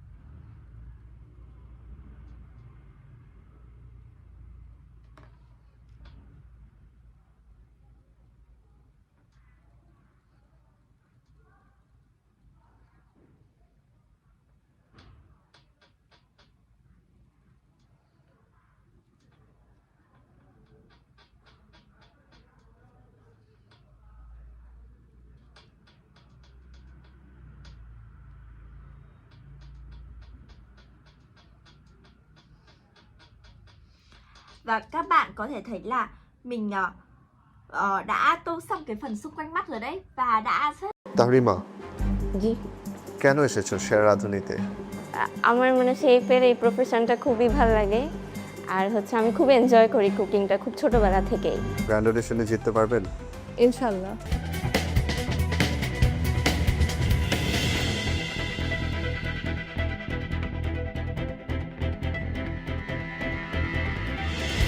আসসালামু আলাইকুম। ওয়ালাইকুম আসসালাম। কি নাম আপনার? ফারমিন আজাদ। আমি একজন trainer, baking trainer. Baking trainer? জি। কতজন স্টুডেন্ট আছে আপনার? আমার হচ্ছে প্রায় 30 জনের মতো। ওয়াও। আচ্ছা, এটা কি বানিয়েছো? আমি মেইন ডিশটা হচ্ছে চট্টগ্রামের কোয়াবের মাংসের ঝুরি করেছি, আর হচ্ছে লেবুর কাজি করেছি, আর হচ্ছে ডেজার্টে এনেছি fuzzy brownie, chocolate topper, beetroot sauce.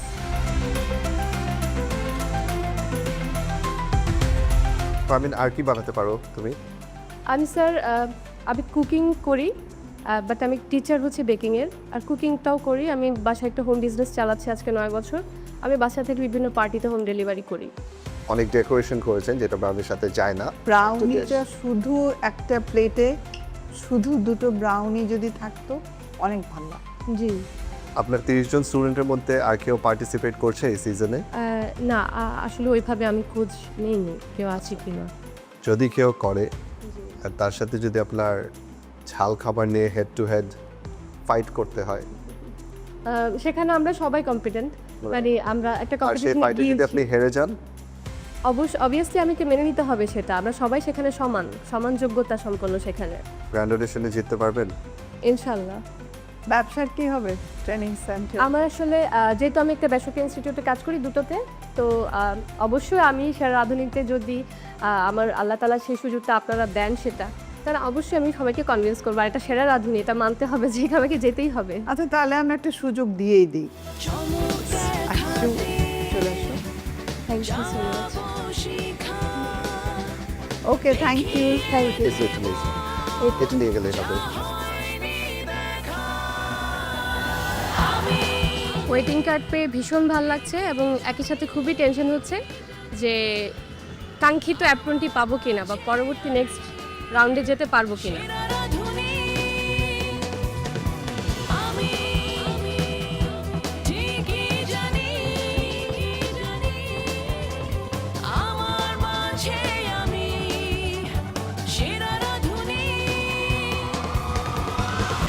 আসসালামু আলাইকুম। ওয়ালাইকুম আসসালাম।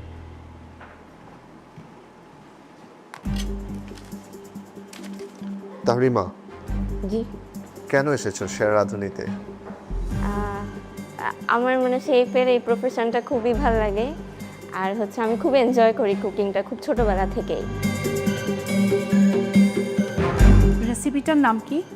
Japanese chicken katsu curry and হচ্ছে স্পাইসি গার্লিক শ্রিম্প। চিকেন কাটসুর সসটা কীভাবে বানিয়েছো? এটা হচ্ছে আমি অ্যাপেল দিয়েছি, ক্যারট দিয়েছি, তারপর হচ্ছে অনিয়ন দিয়েছি, বাটার দিয়েছি, গার্লিক দিয়েছি, oyster sauce and soya sauce দিয়েছি। কী নিয়ে পড়াশোনা করো তুমি? আমি হচ্ছে এগ্রিকালচার ইউনিভার্সিটিতে ফিশারিজে জয়েন করেছি। কি কি ইটালিয়ান ডেজার্ট বানাতে পারো? তিরামিসু পারি, তারপর হচ্ছে টার্কিশ ডেজার্টগুলো ট্রাই করি, বাকলাভা, তারপর হচ্ছে বাসবুসা, এগুলো ট্রাই করি। তোমার চিকেন কাটসুটা ভালো হয়েছে, it's still little crispy. I can tell যে যখন বানিয়েছিলে তখন প্রপার ডাননেস ছিল, ইটস জুসি ইনসাইড, বাইরেটা ভালোই ক্রিস্পি হয়েছে। অ্যান্ড উপরের সসটাও it's your version of the sauce that you made, এটা ইটস গুড। আমরা আপনাকে এখনের জন্য একটা ওয়েটিং কার্ড দিব। Thank you so much. চলে আসেন। ওয়েটিং কার্ড পেয়েছি, আলহামদুলিল্লাহ ভালো লাগছে, কিন্তু অ্যাপ্রন পেলে ইনশাল্লাহ আরও ভালো লাগবে যদি পেয়ে যাই। হোপ ফর দ্য বেস্ট, দেখা যাক কী হয়। Tóc nữa thôi là mình đã tô xong cái bức tranh này rồi nha.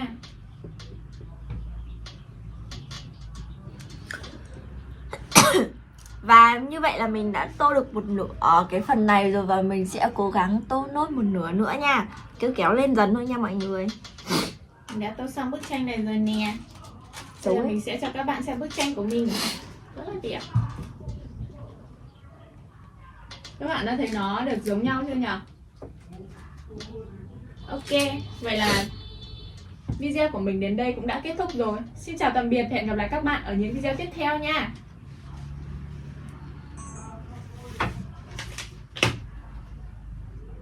Mọi nguyên nha.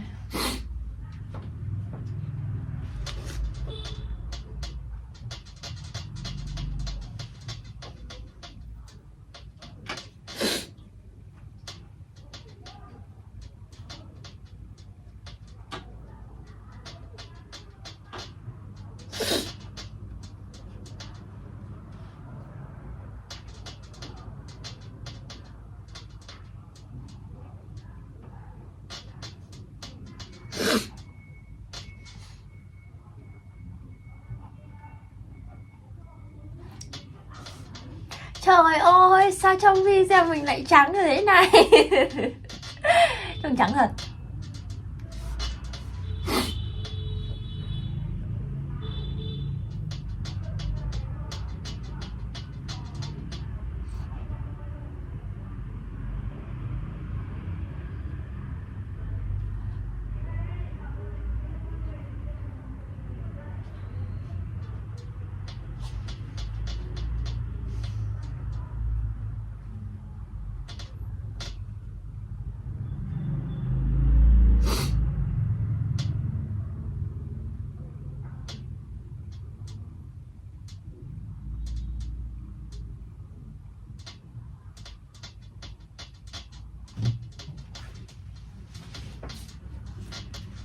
Ý nha coi.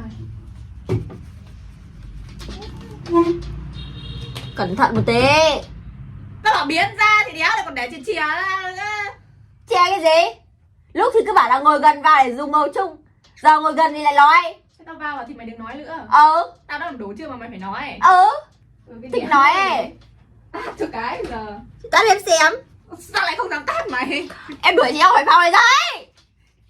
Thế mày không tìm được đồ trong cái phòng này đâu nhé. Nhanh mà xuống nấu cơm đi, mày phải quyết đoán. Không.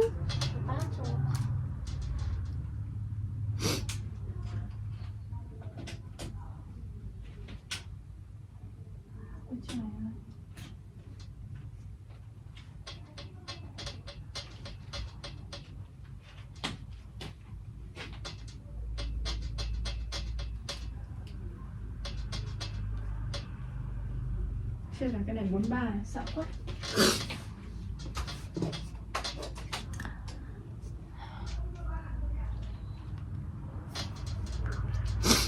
Và mình sẽ chỉ còn một khoảng trên này nữa là mình đã tô xong phần này rồi nha.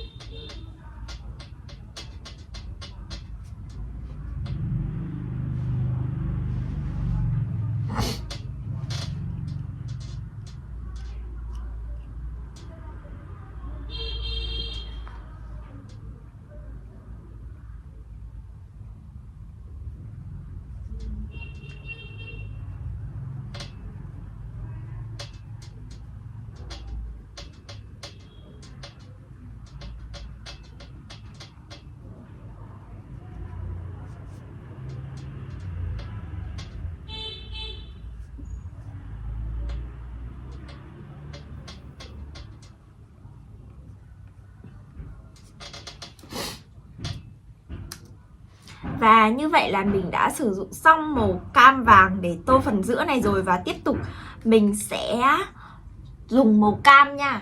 Mình sẽ dùng màu cam để tô cái phần gần đuôi này nhá.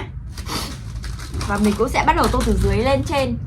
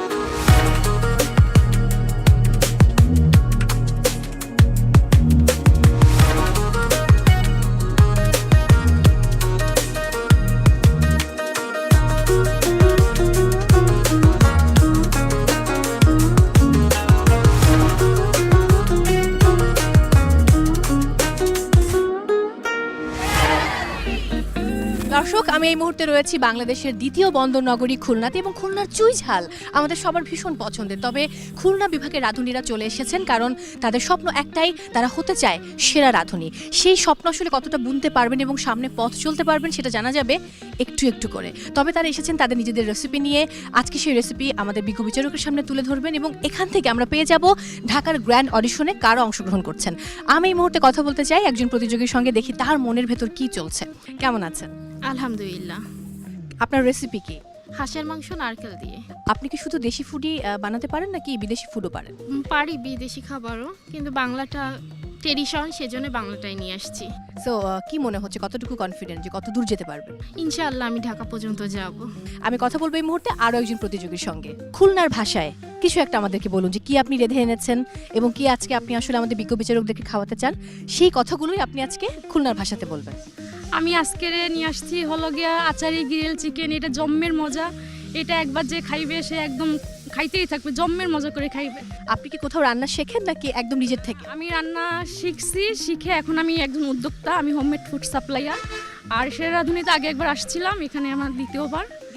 আগেরবার কত দূর যেতে পেরেছিলেন? আমি 1424 একবার আসছিলাম, তখন আমি কোথাও রান্না শিখি নাই। স্যার বলছিল যে আপনি আগে রান্না শিখেন, রান্না জানেন, তারপর এখানে আসবেন। তো আমি এই কয় বছর রান্না শিখে, রান্না করে এবং উদ্যোক্তা হয়ে তারপর এখানে আসছি। আমি অনেক অনেক শুভকামনা আপনার জন্য এবং আমি মনে করি যে বাকিদেরও আপনার মতো হওয়া উচিত এবং আপনাকে দেখে অনুপ্রাণিত হবার অনেক কিছু আছে। শুভকামনা। কি নাম আপনার? আতিকা বিনতে জিল্লুর রহমান। আপনি এর আগে কখনো এসেছেন নাকি এবারই প্রথম? এবারই প্রথম। যে খাবারটি রেঁধেছেন, এই খাবারটি কখনো নিজের বাবাকে খাইয়েছেন? হ্যাঁ, যেহেতু আমি কেক বেকার, তো কেক আমার রীতিমতো বানানো পড়ে। আর আজকে আমি এখানে কেক নিয়ে এসেছি, তো কেক খাওয়ানো হয়েছে। অনেক শুভকামনা আপনার জন্য। দর্শক, আমি কথা বলবো আরও একজনের সঙ্গে। এদিকে দেখতে পাচ্ছি, আপনি কি রান্না কোথাও শেখেন নাকি একেবারে সম্পূর্ণ নিজের থেকে তৈরি করেন খাবার? আমি নিজের থেকে অথেন্টিক এবং ফিউশন ট্রাই করি এবং অনলাইন এবং বিভিন্ন কোর্স থেকেও শেখা হয়। রান্না করার বাইরে আর কি করেন আপনি? আর রান্না করার বাইরে অ্যাকচুয়ালি আমি অনার্স ফাইনাল ইয়ারের স্টুডেন্ট। আর এর বাইরেও বিভিন্ন অর্গানাইজিং ইভেন্টে কাজ করি এবং আবৃত্তি করা হয়। দর্শক, একজন প্রতিযোগী পেলাম যিনি খুব ভালো আবৃত্তি করেন। অবশ্য অনেকে হয়তো এসে রান্নার কথাই বলেন, কবিতার কথা বলা হয় না, বাট এই মুহূর্তে আমি একটু দুলাইন আবৃত্তি শুনতে চাই। সম্ভব সেটা শোনানো? নিশ্চয়ই। আবৃত্তি করছি আবু জাফর ওবায়দুল্লাহর মাগো ওরা বলে। কুমড়ো ফুলে ফুলে নুয়ে পড়েছে লতাটা, সজনে ডাটায় ভরে গেছে গাছটা। খোকা তুই কবে ফিরবি, কবে ছুটি? চিঠিটা তার পকেটে ছিল ছেঁড়া আর রক্তে ভেজা। মাগো ওরা বলে সবার কথা কেড়ে নেবে, তোমার কোলে শুয়ে গল্প শুনতে দেবে না। অনেক শুভকামনা আপনার জন্য। Thank you so much. কেমন আছেন? আলহামদুলিল্লাহ, ভালো আছি। এর আগে আপনি এসেছিলেন সম্ভবত? জি, গতবার এসেছিলাম। তখন কত দূর পর্যন্ত যাওয়ার সুযোগ হয়েছিল? গতবার খুলনা অডিশনে আমি 4 নাম্বার পজিশনে ছিলাম। 1 পয়েন্ট সামথিং এর জন্য আমি যাইতে পারিনি ঢাকা পর্যন্ত। রেসিপি কি? French dessert and kacchi biryani. আপনার জন্য অনেক শুভকামনা রইল, দেখা যাক কি হয়। Thanks.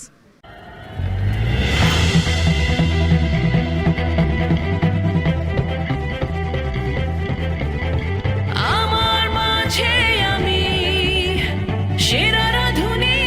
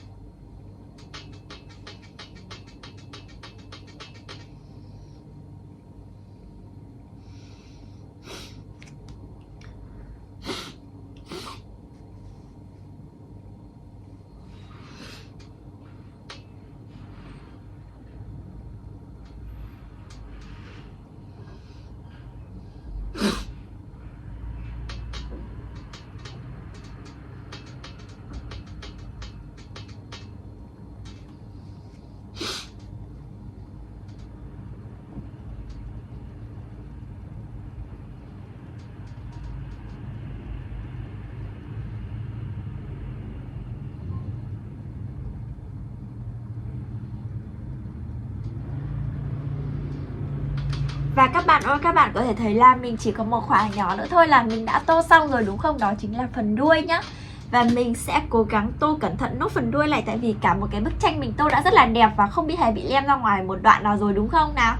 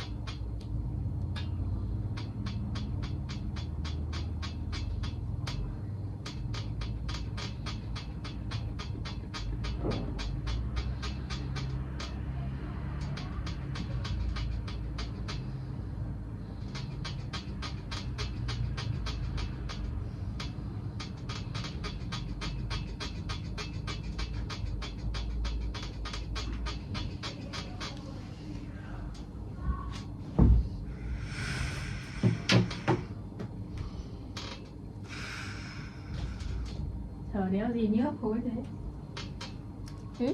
Mày thở kiểu đéo gì mà như hấp hối thế? Mà thở hấp hối không ạ? Kiểu hồi xưa hay kiểu cái kiểu thở bung mái đấy. Mình đáng yêu hả? Vâng.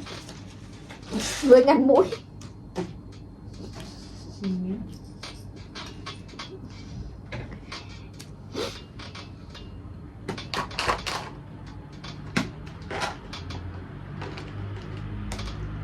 Trai anh.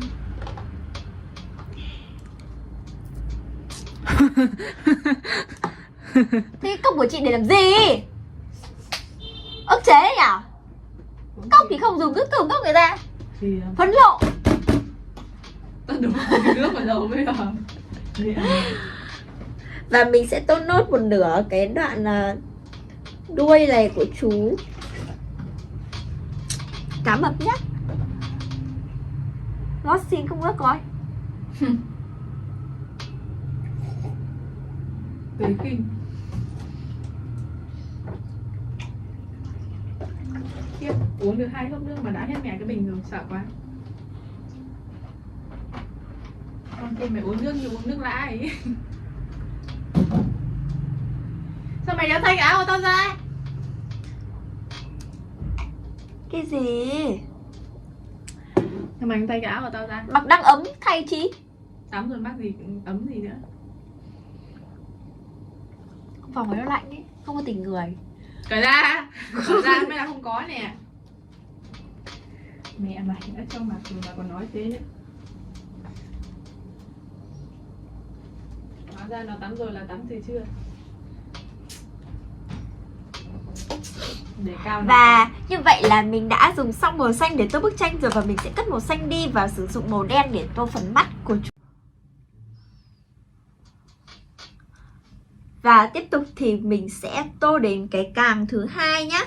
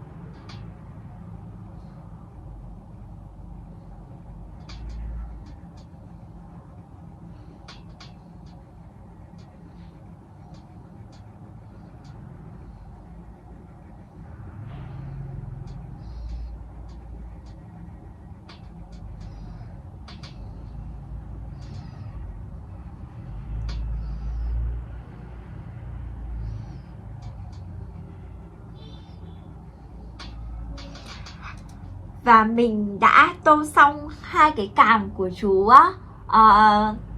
tôm này rồi. Và mình sẽ tiếp tục sử dụng màu cam này để tô phần đầu của chú tôm luôn nhé.